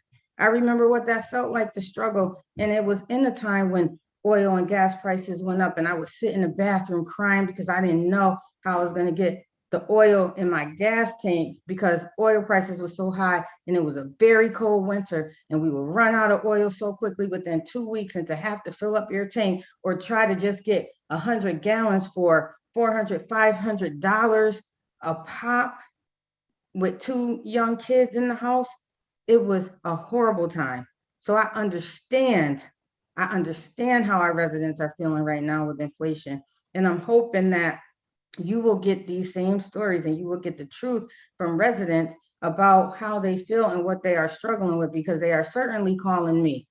They are certainly calling me. And the reason that I can't, and I think that the administration did a great job with the budget in most aspects, except for giving an attorney to the police department and the salaries that are just unfair and unjust and not equitable. I think overall, you did a good job with the budget. I think the departments deserves the raises that they got. I think that servicing the city of Springfield and the residents of the city of Springfield is needed. But with all that, you didn't do what you should do for the residents of the city of Springfield when it comes to their property tax. Now, it doesn't matter the race when it comes to money, because if you're struggling, you're struggling. And so we need to really dig deep inside when there was a time when we struggled personally, individually, or someone you knew that was close to you that really struggled, because these are the struggles that I continue to hear about day after day. I'm getting the feedback, Mayor, hold your ground, Councilor Whitfield, with property tax, hold your ground. I don't want to have to hold my ground. I want to be able to work with the administration and do better. And I applaud you all on the efforts to reduce the age, to get the senior benefits. I applaud you on the home rule petition that you're going out for. I applaud you for all those efforts. Yet, when it comes to getting that discount, and you got parents like mine that are just over that income threshold, they're still not gonna see that relief. But they're not making a whole bunch of money. It's just because of the guidelines that have to be followed. And so if you can't help them in that way, consider helping them in another way. We can do more. We can give more to property taxes. You don't want to. It's your decision. We got 50 million of free cash coming up. You could have done something in this budget right now, knowing that we got 50 million of free cash that's going to be certified in around October or November. We could have did more right now. The taxpayers are going to fill those bills. And Mayor, who do you think they're going to blame? Because when they come to blame me, I'm going to tell the truth on how the process works. And I'm not trying to blame you or the administration. I want to work together to do what's best for the residents of the city of Springfield, if we can do that. Councilor Whitfield, can I just clarify, you made some comments thank you for your comments pertaining to workforce development housing or market rate housing. Yeah. You got to strike a balance in workforce development housing, and I know this is near and dear to Maria Perez on Ward 1. the old Brightwood site, that's gonna be, hopefully senior housing. Gemini, and this is all about, I know State Rep. Buddy Williams speaks about it all the time. Home ownership down there, that's how you build equity. And then as we move forward, you say about the relief, we're trying to give relief through wayfinders, and we're also trying to give relief on the ARPA with the senior funds there. You speak of people in need. The state hasn't stepped up. I stepped up and gave nearly $2 million to the Springfield Housing Authority to fix their elevators there, because we're still waiting for the state money to come. And then we're going to be looking at other workforce development housing. We made a comment about one of the developers, the Urban Land Institute, some 15 years ago, identified the Court Street project as the #1 thing about getting done for the city of Springfield. Now, I was able to garner funding, not only private funding, Mass Mutual has come across a big part, MGM, and you mentioned one of the owners or developers that, one of the owners is a prominent employee and lives in the city of Springfield. So you got lives in the city of Springfield. So Which owner is that, Mr. Mayor? Because when we were on, they Mr. said, oh, I'm from Chicopee or I live somewhere else. And I did my research. I looked up where they live. They might have an address here. No, That could be true. Mr. Picknelly lives in the city of Springfield. Now you have a balance, strike a proper balance of market rate housing, workforce development housing, and subsidized housing that for people that are in need. We have to have some equity in that. My big thing is about home ownership.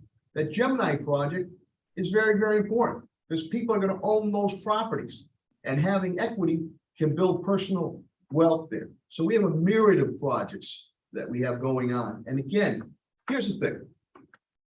You say about just whatever, throwing 10 million, throwing 20 million. What do you say to taxpayers 2 years down the road when the money's not there and services are cut, layoffs occur, and their taxes balloon? So you got to be strategic on how we do these things. I've increased it. Again, the state didn't fund, to my knowledge. Wayfinders came to me again. The state didn't come across their funding. I funded it. I asked TJ, fund it. People were in need. They needed the help. Helps pay mortgages, keep them in their homes, pay their utility bills, and whatever they want to use. The ARPA money is coming out now. There'll be a ceiling on that. Seniors can use that any way they want. But the thing is, if, and I hope I'm wrong, if a recession occurs, then that's when you have to dip into those funds and keep things going. And so we're going to try to do, we want to make sure we're doing it in a very strategic fashion. You know, you do a feel good thing, and then the next year, the ceiling, the sky falls, it falls in, the ceiling falls in, and then people are going to be coming and saying, what the hell happened? So I'm just trying to. Mayor, I appreciate your comments. I appreciate everything that you're saying. But if you're looking at a study from 15 years ago about what's the best project, and you're looking at keeping your residents in their homes right now, I'm not going to go with what the study says. I'm going to go with what the residents need. I have residents of the city of Springfield, and I'm glad that you guys opened up programs that couldn't even get their roofs fixed, and that couldn't even get the exterior and they were scared to apply for city funding because code enforcement will have to go in there, and then everything else that was wrong will come up on the code enforcement list. And so I don't even think that's a fair process, and they would have to get all that taken care of. That was not a fair process. If you're going to give money for the roof, give the money to the roof, and don't bring up all the other things that could be going wrong in a household, Mayor. And so when I think about 15-year study or keeping people in their homes, I'm going to go with keeping people in their homes. Another point, if we go into the recession, most of the time the property values drop in a recession. And so that means you don't have to collect a higher amount of property tax. In a recession, property's value usually, man, let me finish, usually drops. And so that means the property tax will go down. But if we explain that this is a 1-year thing to the residents of the city of Springfield, they understand and they will appreciate it. Now, we are at a time where we could do this because we got $50 million more going to go into free cash in FY23. So if we're going to give savings or a reduction, now is the time to do it. Now is the time to show our residents of the city of Springfield how much we care. And then we have $50 million that we could put 10 million of that in the reserves, and that's even more than the city is asking for right now. So there are creative ways that we can get to where we want to be together if we think through it logically, if we work together. Mayor, I've been trying to work with you. I've been sending information and requests to you from TJ. Mayor, I've reached out to you personally to have some conversations, one-on-one, me and you. You won't even return a call. You won't return a call.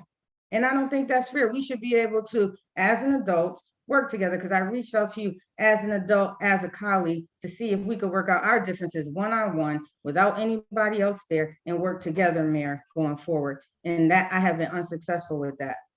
But I'm not going to be unsuccessful fighting for the residents of the city of Springfield. I'm going to continue to do so. And hey, if my colleagues want to go ahead and vote for the budget, like they voted for the free cash for 1331 Elm Street, that's on them. I know what in my conscience I got to do for the residents of the city of Springfield. And I'm hoping that in the future, we can have civil conversations and work together. And maybe you can just hear my ideas, whether you accept them or not. Maybe you could just hear them. Maybe something out of my ideas you will agree with, and we could work together. And that is going to be my final point.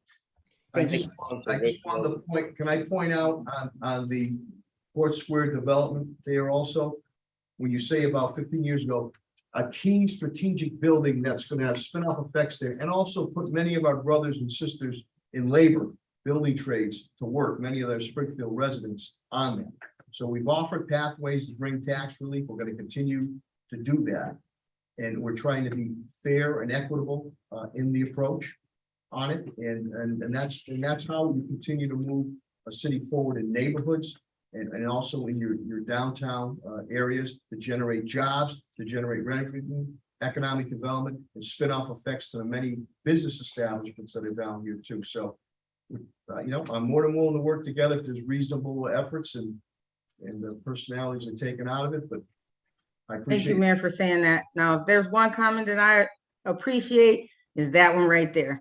I appreciate you saying, let's take our personalities out of it and let's work together. And I'm sorry, Mr. President, I just wanted to talk on the state point because I now work on a statewide initiative. The budget isn't out yet, so Wayfinders isn't really sure what they're going to be approved for, but I can definitely go on and see what they are earmarked for. So that hasn't been approved yet. They have until July 31st to approve that budget. After that, there'll be a supplemental budget and an economic development bill that's coming out where they can also apply for funding to help the residents of the city of Springfield. And that happens after, before July 31st. So I wanted to say that the state isn't done. They're still working to approve their budget.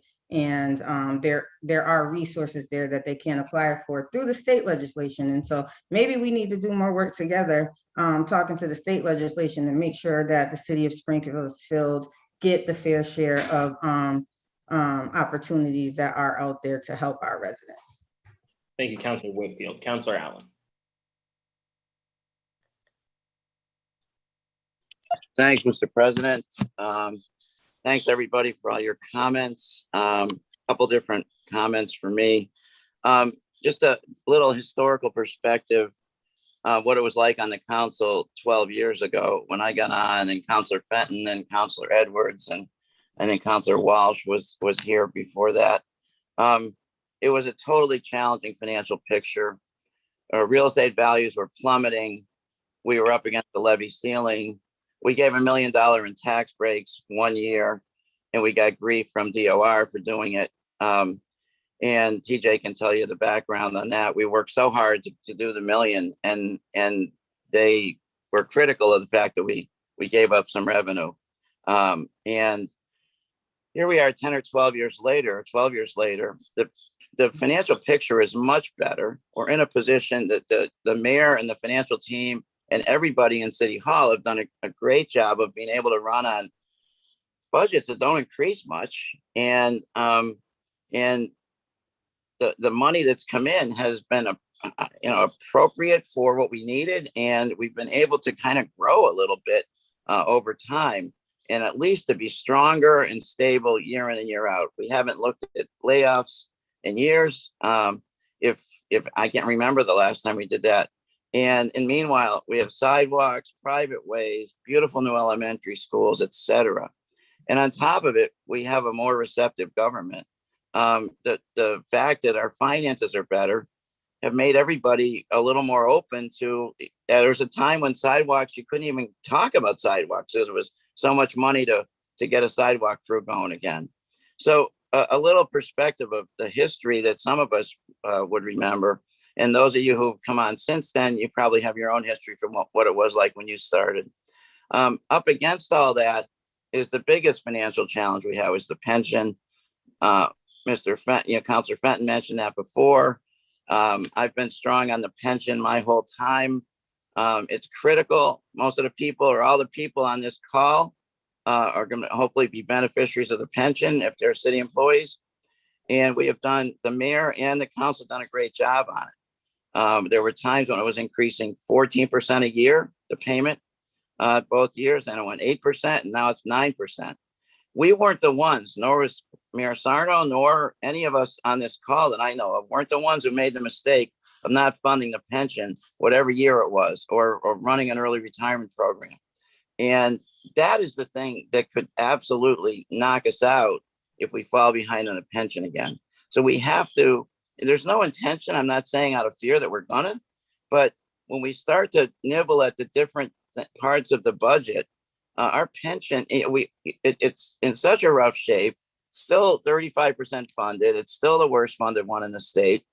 And we looked at pension bonds as an idea to think of ways that maybe we could improve our financial picture relative to the pension. And the economy and the interest rates, it worked against us. So that initiative is off the table right now, but we did some good work getting ready for it. So I think, structurally, we obviously want to do better for our residents any which. There's nobody here who doesn't want to do something better for our residents. Tax relief is obviously the words that have been, the specific words of how to do better for our residents.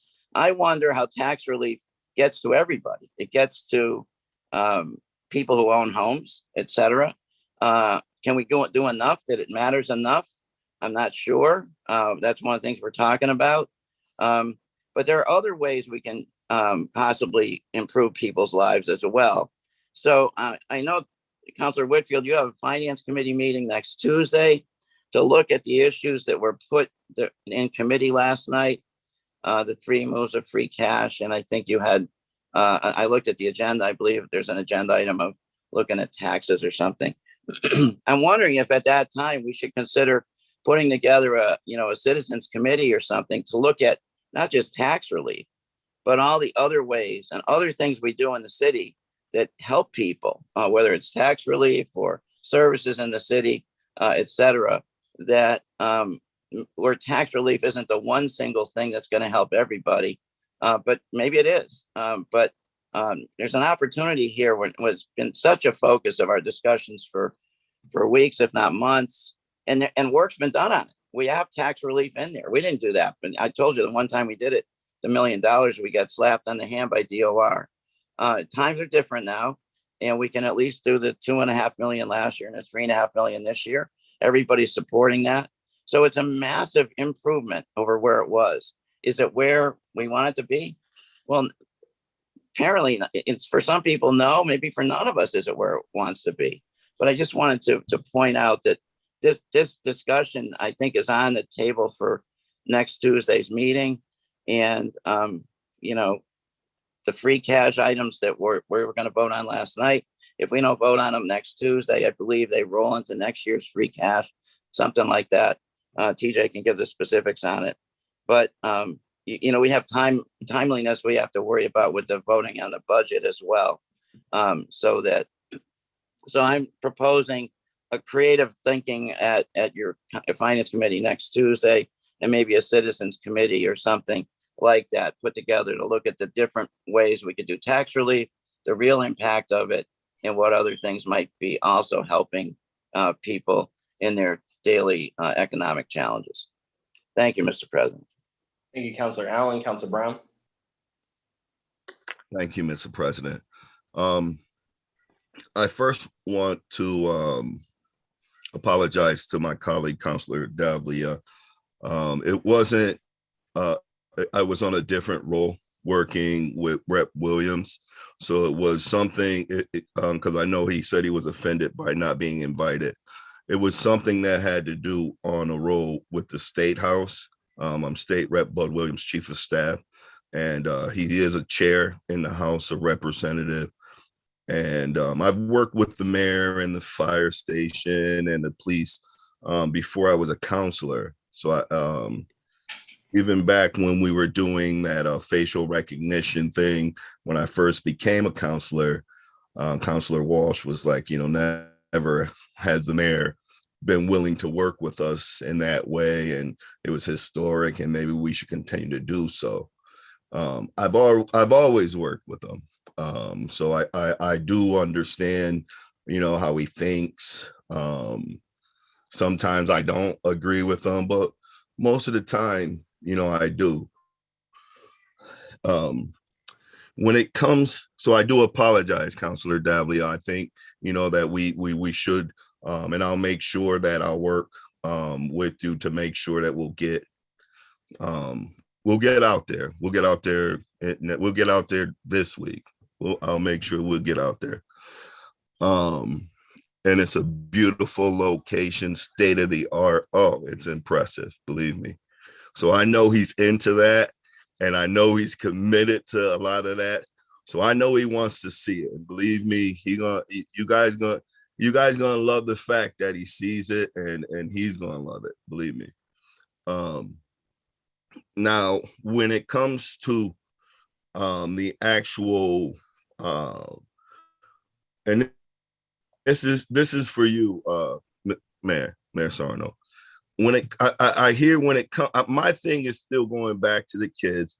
I know we said, well, we opened up some gyms. We set something aside where we're going to open up these gyms. Yes, we have, TJ, we have funding in there for. Yeah, we funded the evening gyms at, I believe it's 6 locations throughout the city on the general fund. Okay. Yep. And I want to make sure, as counselors, I did, and we want to be a part of that stuff. Let us help a little bit. I mean, I want to help. I mean, I know all of us would love to help as far as if there's gyms in our neighborhood and we can sit there. And I mean, I'm a coach, and I love the fact that you support a lot of the kids groups. I do know that financially you have supported a lot of the kids groups, organizations as far as youth sports. Me being a coach, it's something that's very dear to my heart. And I know, I know, Mayor Sarno, I know it's something dear to your heart. I know your daughters were basketball players. Now, when we're talking about some of these event venues, I know you guys work with wave in some of the things, and you guys help with some of the costs and stuff.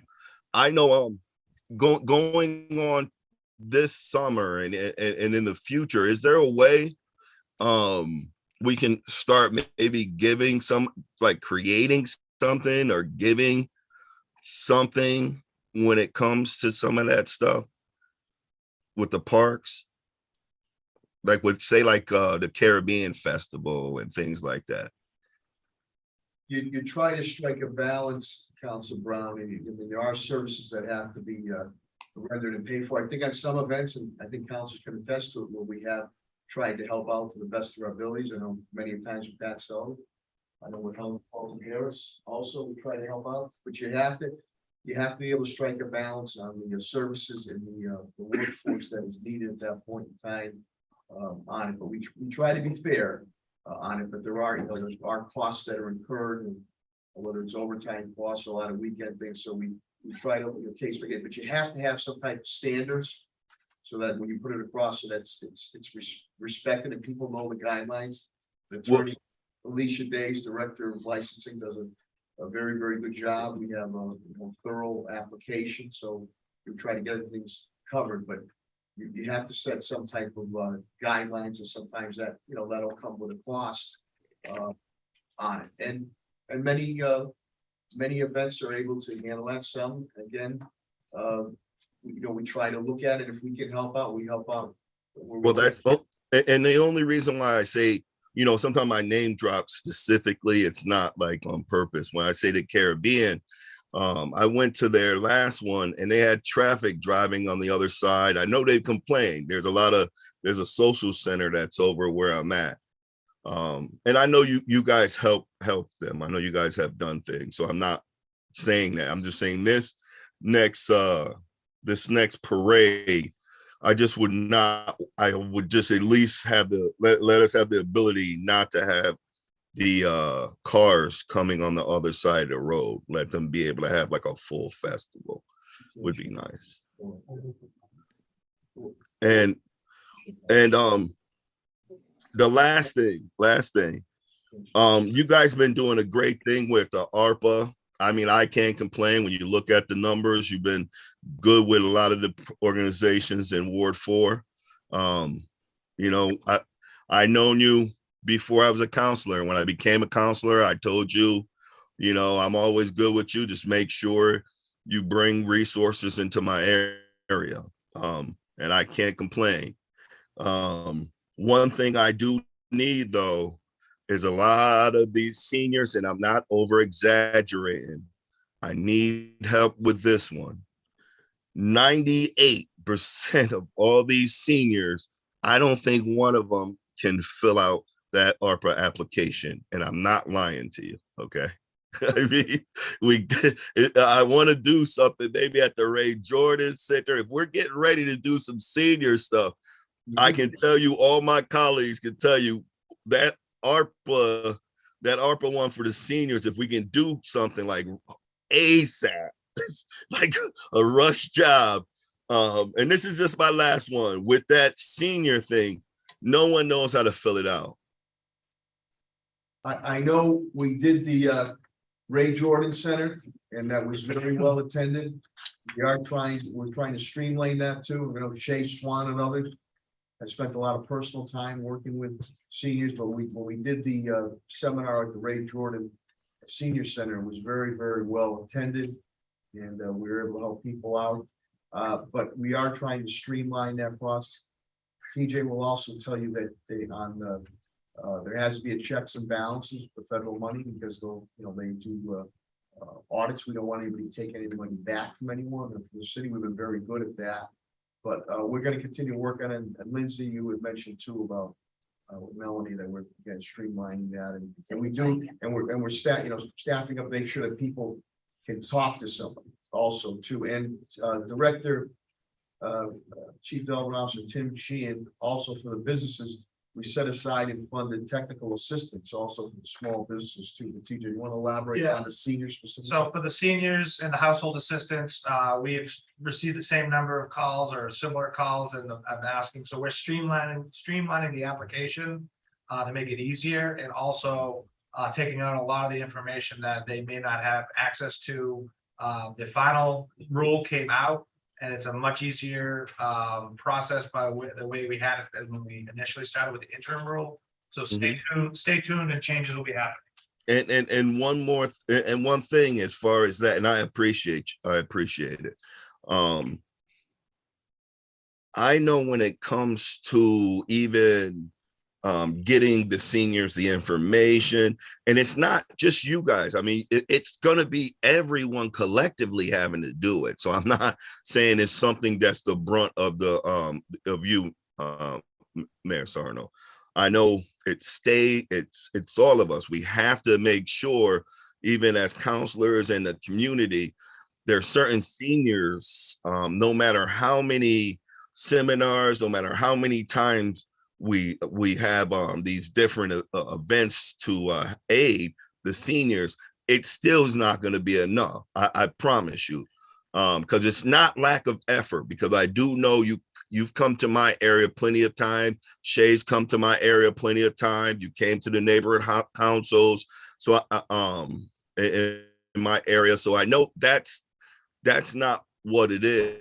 It's just we definitely need to concentrate, maybe some funding. We have to concentrate right now to really make sure that these seniors just know how to fill it out. And I think collectively we're gonna have to do it. But I do I don't want to talk about. I don't want to talk about salaries on YN, but you do need to give Pat Sullivan a raise. He's your best person. You don't deserve him. Thank you, Mr. President. He's a great person and I love him. Thank you, Councilor. Council President Letterman, can I just, I know that one of the councils indicated that they're gonna have to leave. And, you know, I know hopefully we can take a vote on the budget. I don't want to. So to give folks an idea of where we are, there's a motion on the floor. The motion is to adopt the FY23 budget. We're currently in debate on the motion. I have 3 individuals whose hands are in the queue. Councilor Govan. Thank you very much. I do have to leave. I'm sorry, I have a client at 7:30, but I did want to just, you know, commend the administration for doing the hard work that they've been doing for all these years to get the city in the financial position that we're in now. However, going forward, I'm looking forward to next year with the free cash that we're getting. I'm hoping, you know, that we could come to some sort of way where we can support the residents that live here, that work here, that pay taxes here, and because they're the reason that we're in this financial position. And of course, your work that you did with you know, divvying up the money the way you did, which is great. But I just want to make sure that we continue to think about the residents that are living here, that are paying taxes here, and that need our support, especially. And I know you're not wrong, Mayor Sarno. We're going into a recession, and our residents are going to need that help at that time. And if we have free cash, $50 million in free cash, can we take 10 million and support the residents for 1 quarter in taxes? That I think would be something that that the city could do, you know. So I would be supporting your the budget this season. This is my first budget. I think you have done a great job, and I want to continue to, you know, work with the administration, work with the city councilors, and work most of all with our residents. You know, to Councilor Brown's point, Ayana and I put it in the chat. Ayana and I have been going out to neighborhoods, inviting residents to come to us, and we help them with their ARPA application. And we do that without getting paid. We do it because we want to make sure that every resident in the city has an opportunity to apply for an ARPA grant. And we've helped a ton of seniors to do that. You know, I think anybody on the council can do that. It's not a difficult application to fill out. Although our seniors none of our residents have ever applied for an RFP before, so they don't know what they're doing. But I think when you explain it to them and show them what it is that they need to do, they can do it with our help and our support. So thank you very much. My client hasn't showed up yet, so when they show up, I will leave. It's on Zoom. Thank you very much. So Govan, Councilor Perez, followed by Councilor Hurst. I'm sorry, I was muted. I just want to commend the administration. I know this is hard putting a budget together and having to deal with monies and the community. Also, I want to give thanks to Councilor Westfield, because I was the one that was very concerned. I am concerned with the tax when it comes to the tax issue, for putting it in the agenda. I think this is the beginning of it. We need to learn how to forecast in terms of what's going now and what's going to happen in the future. And I thank you very much for putting it so soon in the agenda to discuss this issue. I think I always take the bad for the good. And I think what has come out of this, although we see it's bad, it is not, that we are able to have a room and a space that we could discuss this issue. And this is my first year as a city councilor, but as a homeowner, I have seen this issue years after years. So thank you so much for putting in the agenda so soon. And I'm here to help and find a way. We need to find the path. I think that I have to support the budget because there's other programs that if we don't support the budget, it's going to be crucial. We're not supporting the budget. I will go on record saying that I am going to support the budget, but with the condition that we continue to forecast and come with a list and assess and strategize what are the needs of the community through the committees that we serve, so we could do a better job when it comes to this issue. Thank you so much. Thank you, Councilor Perez. Councilor Hurst, followed by Councilor Fenton. Thank you. Just a couple of different things since we started talking about ARPA funding. Definitely, it's exciting that we have the $123 million. It's exciting that, Mayor Sarno, you've awarded a number of businesses of color who we know were disproportionately impacted by COVID with the money. I think what is important now is that we get that money out the door. When I looked at the last data that I received from TJ, I think only 2 of those businesses were actually fully funded. And there were a number of businesses that hadn't received anything. So when you start thinking about that process in terms of, when we don't give them all of the money that they request, and then they have to go back out and redo their budget, and then they have to show proof that they've done 50% of it before they get the money. It is extremely cumbersome. On top of that, Mr. Brown, Councilor Brown raised some great points. Our seniors, I know we want to take care of them through ARPA. I know we want to simplify the application, but there are a number of seniors who have actually filled out the application that haven't received anything. In addition, we haven't awarded any households that I know of. And so we certainly need to get this money out the door. As it relates to the sports programs, Councilor Brown is spot on. We have a number of sports programs in the city of Springfield, and we know our young people have been disproportionately impacted by COVID as well, in a variety of different ways. And certainly investing in our sports programs is critical and something that we should do. You look at the Springfield Ballers, they're sending a number of young ladies to college, and they're looking to expand their program.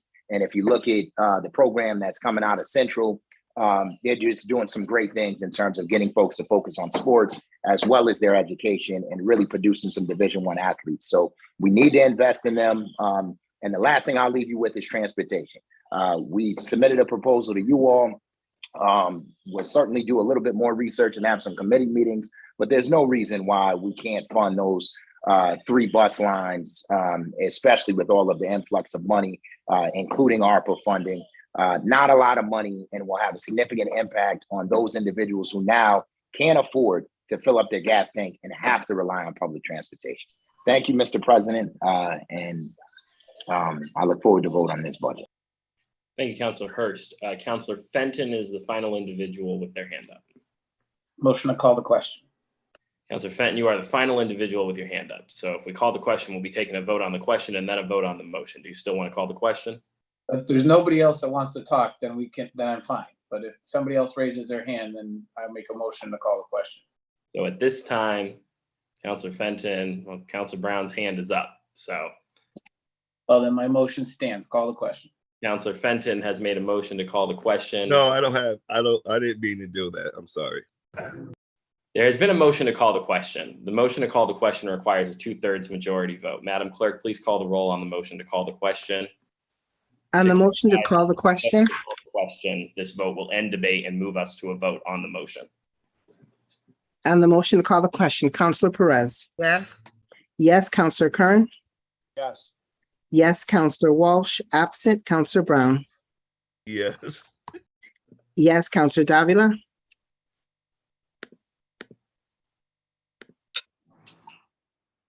Yes, Councilor Hurst. Yes. Yes, Councilor Edwards. Yes. Yes, Councilor Allen. Yes. Yes, Councilor Govan. Away, Councilor Fenton. Yes. Yes, Councilor Whitfield. Yes. Yes, Councilor Letterman. Yes, the votes are sufficient. The question is moved. Madam Clerk, please call the roll on the motion to adopt the FY23 budget as presented. On the motion to adopt the FY23 budget, Councilor Perez. Yes. Yes, Councilor Curran. Yes. Yes, Councilor Walsh, absent Councilor Brown. Yes. Yes, Councilor Davila.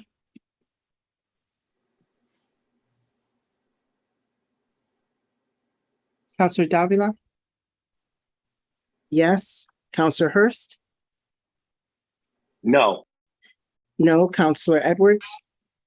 Yes. Yes, Councilor Allen. Yes. Yes, Councilor Govan. Away, Councilor Fenton. Yes. Yes, Councilor Whitfield. Unfortunately, because of property taxes, a no. No, Councilor Letterman.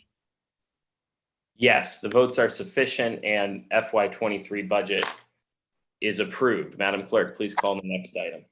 The next item on the agenda is the FY '23 Budget Order Enterprise Fund. TJ? Yeah. Hi, counselors. Thank you, everybody. Just a point of order, Mr. President. How many did we need to pass that? 7. 7. 7. Okay, got it. Thank you, Councilor Hurst. TJ? Lindsay will take this one. Thank you, Mr. President. Lindsay Hackett, Deputy Capo, 80 Tamarack Drive in Springfield. This order is requesting the appropriation of the FY '23 Enterprise Fund.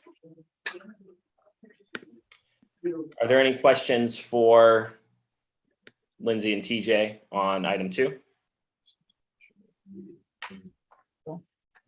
Seeing none, without objection, Councilor Whitfield? I'm sorry, we're voting on what? The appropriation for the enterprise fund? Correct. Okay, for the public, can you just explain what that means? Sure. The Enterprise Fund is the budget to handle the trash revolving fund. And what appropriation is going into the enterprise fund? The Enterprise Fund is the overall enterprise fund budget is $12,434,858. And does that include the fees that the residents pay, Lindsay? The revenue. Yeah. Yes, that the revenue goes towards those costs. Okay. The general fund supplements the remainder. Okay, thank you. Thank you, Councilor Whitfield. Are there any further questions relative to this item?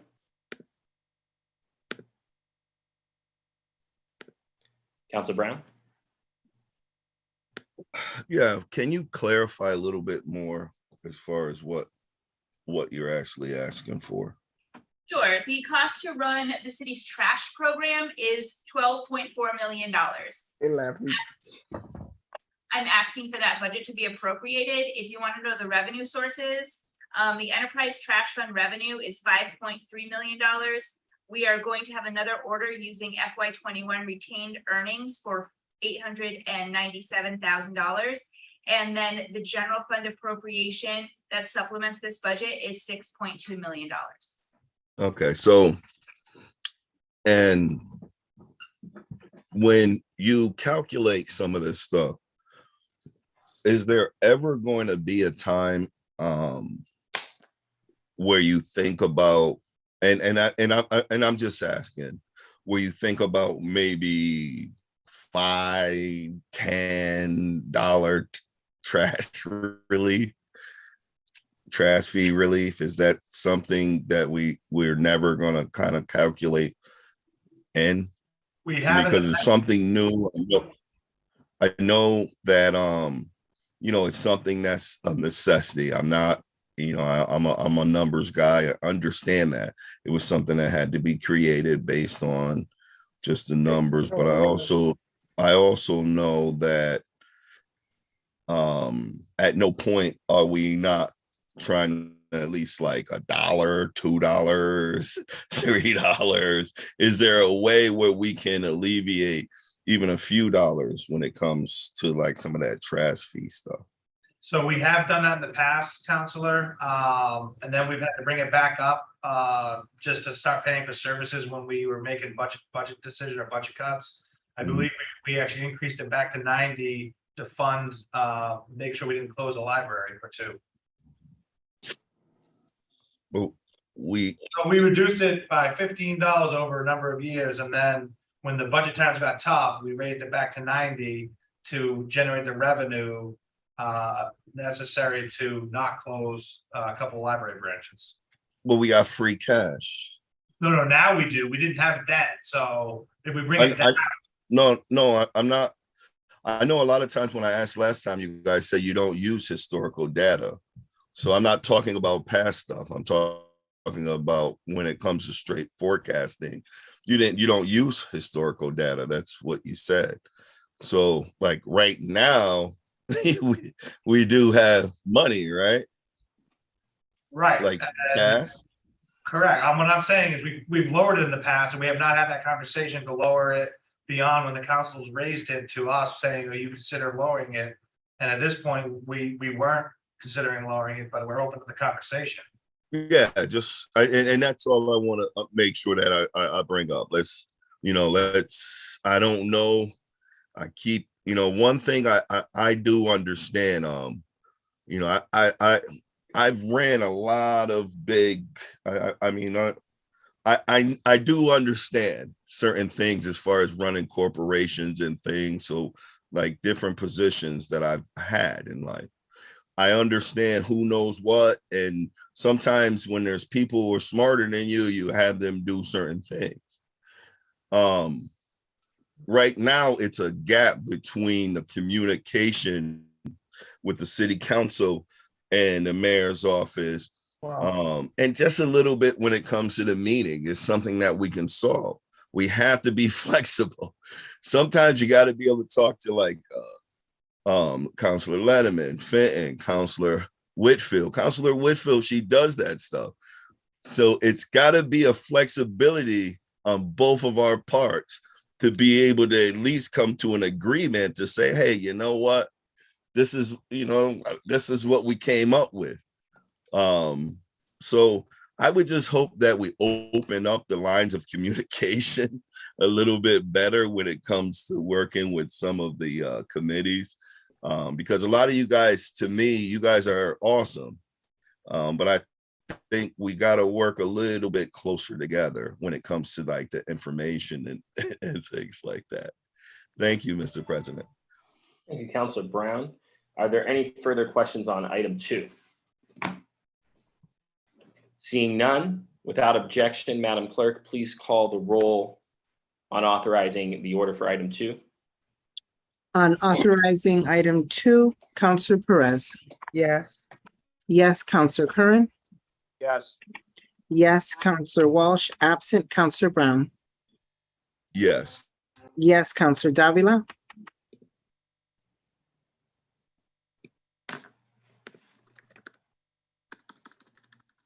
Yes. Yes, Counselor Hurst. Yes. Yes, Counselor Edwards. Yes. Yes, Counselor Allen. Yes. Yes, Counselor Govan. Away. Counselor Fenton. Yes. Yes, Counselor Whitfield. Yes. Yes, Counselor Letterman. Yes, the votes are sufficient. The enterprise fund is authorized. Madam Clerk, please call the next item. The next item is a FY23 budget order for revolving funds. Lindsay? Thank you, councilors. This order is to appropriate funding annually for our revolving funds, of which we have 1, 2, 3, 4, 5. This order comes to you every year. There's a max amount that we can expend in every account. We haven't ever had to reach those amounts to come back to you. Our 5 revolving funds are the handicap parking fund, the Mattoon Street parking fund, light removal. Parks has one for its banquet facilities, and the school department has one for its student technology. Thank you, Deputy Caffo. Are there any questions on the revolving fund order? Say again, seeing none. Without objection, Madam Clerk, please call the roll to authorize the revolving fund. On authorizing the revolving fund, Counselor Perez. Yes. Yes, Counselor Kern. Yes. Yes, Counselor Walsh. Absent, Counselor Brown. Yes. Yes, Counselor Davila. Yes. Yes, Counselor Hurst. Yes. Yes, Counselor Edwards. Yes. Yes, Counselor Allen. Yes. Yes, Counselor Govan. Away. Counselor Fenton. Yes. Yes, Counselor Whitfield. Yes. Yes, Counselor Letterman. Yes, the votes are sufficient and the revolving fund is authorized. Madam Clerk, please call the next item. Next item is item number 4, the FY23 budget for EF retained earnings. Deputy Caffo. Thank you, Mr. President. As I mentioned, this order is to appropriate FY21 retained earnings from the enterprise fund towards the FY23 enterprise fund budget as a revenue source in the amount of $897,625. Thank you. Are there any questions on item 4? Councilor Whitfield? Thank you, Mr. President. So we have retained earnings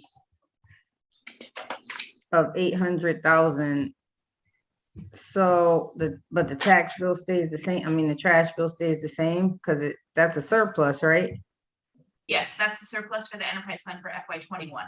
So what do we use that surplus for?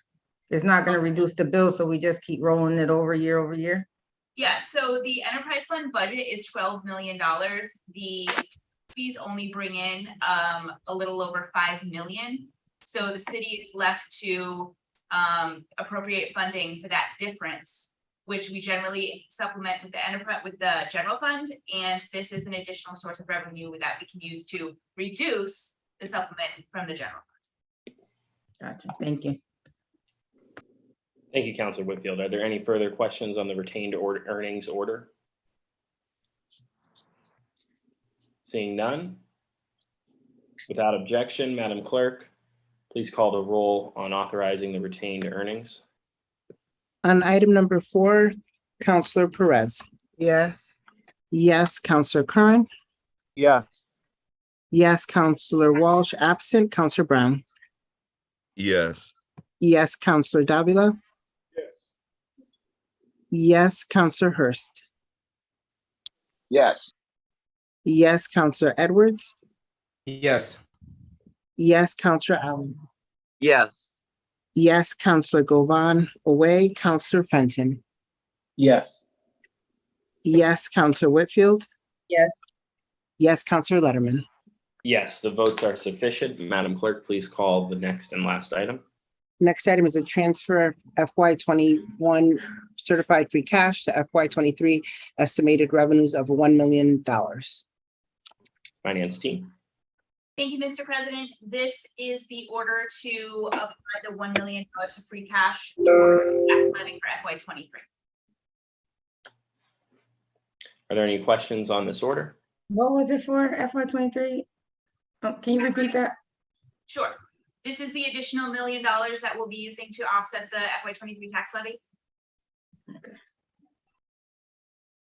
Thank you, Councilor Whitfield. Are there any further questions? Seeing none. Without objection, Madam Clerk, please call the roll on authorizing the free cash.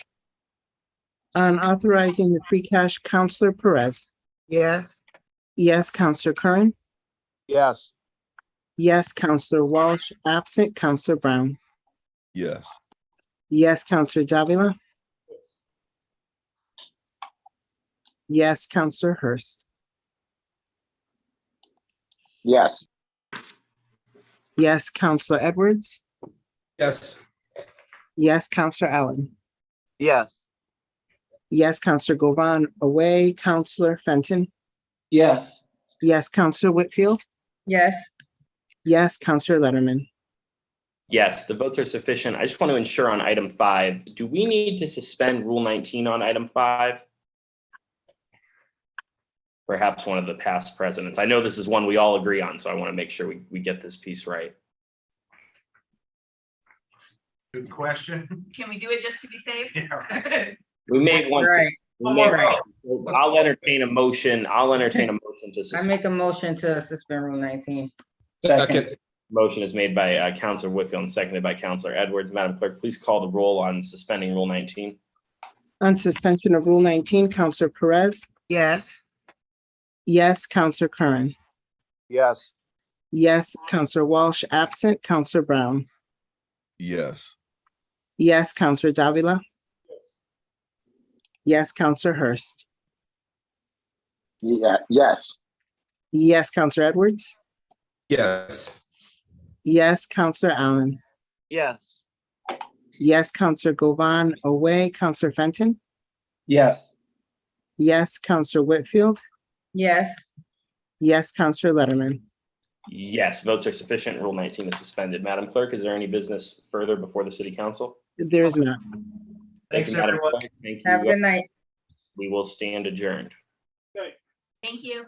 Good night. Thanks, everybody.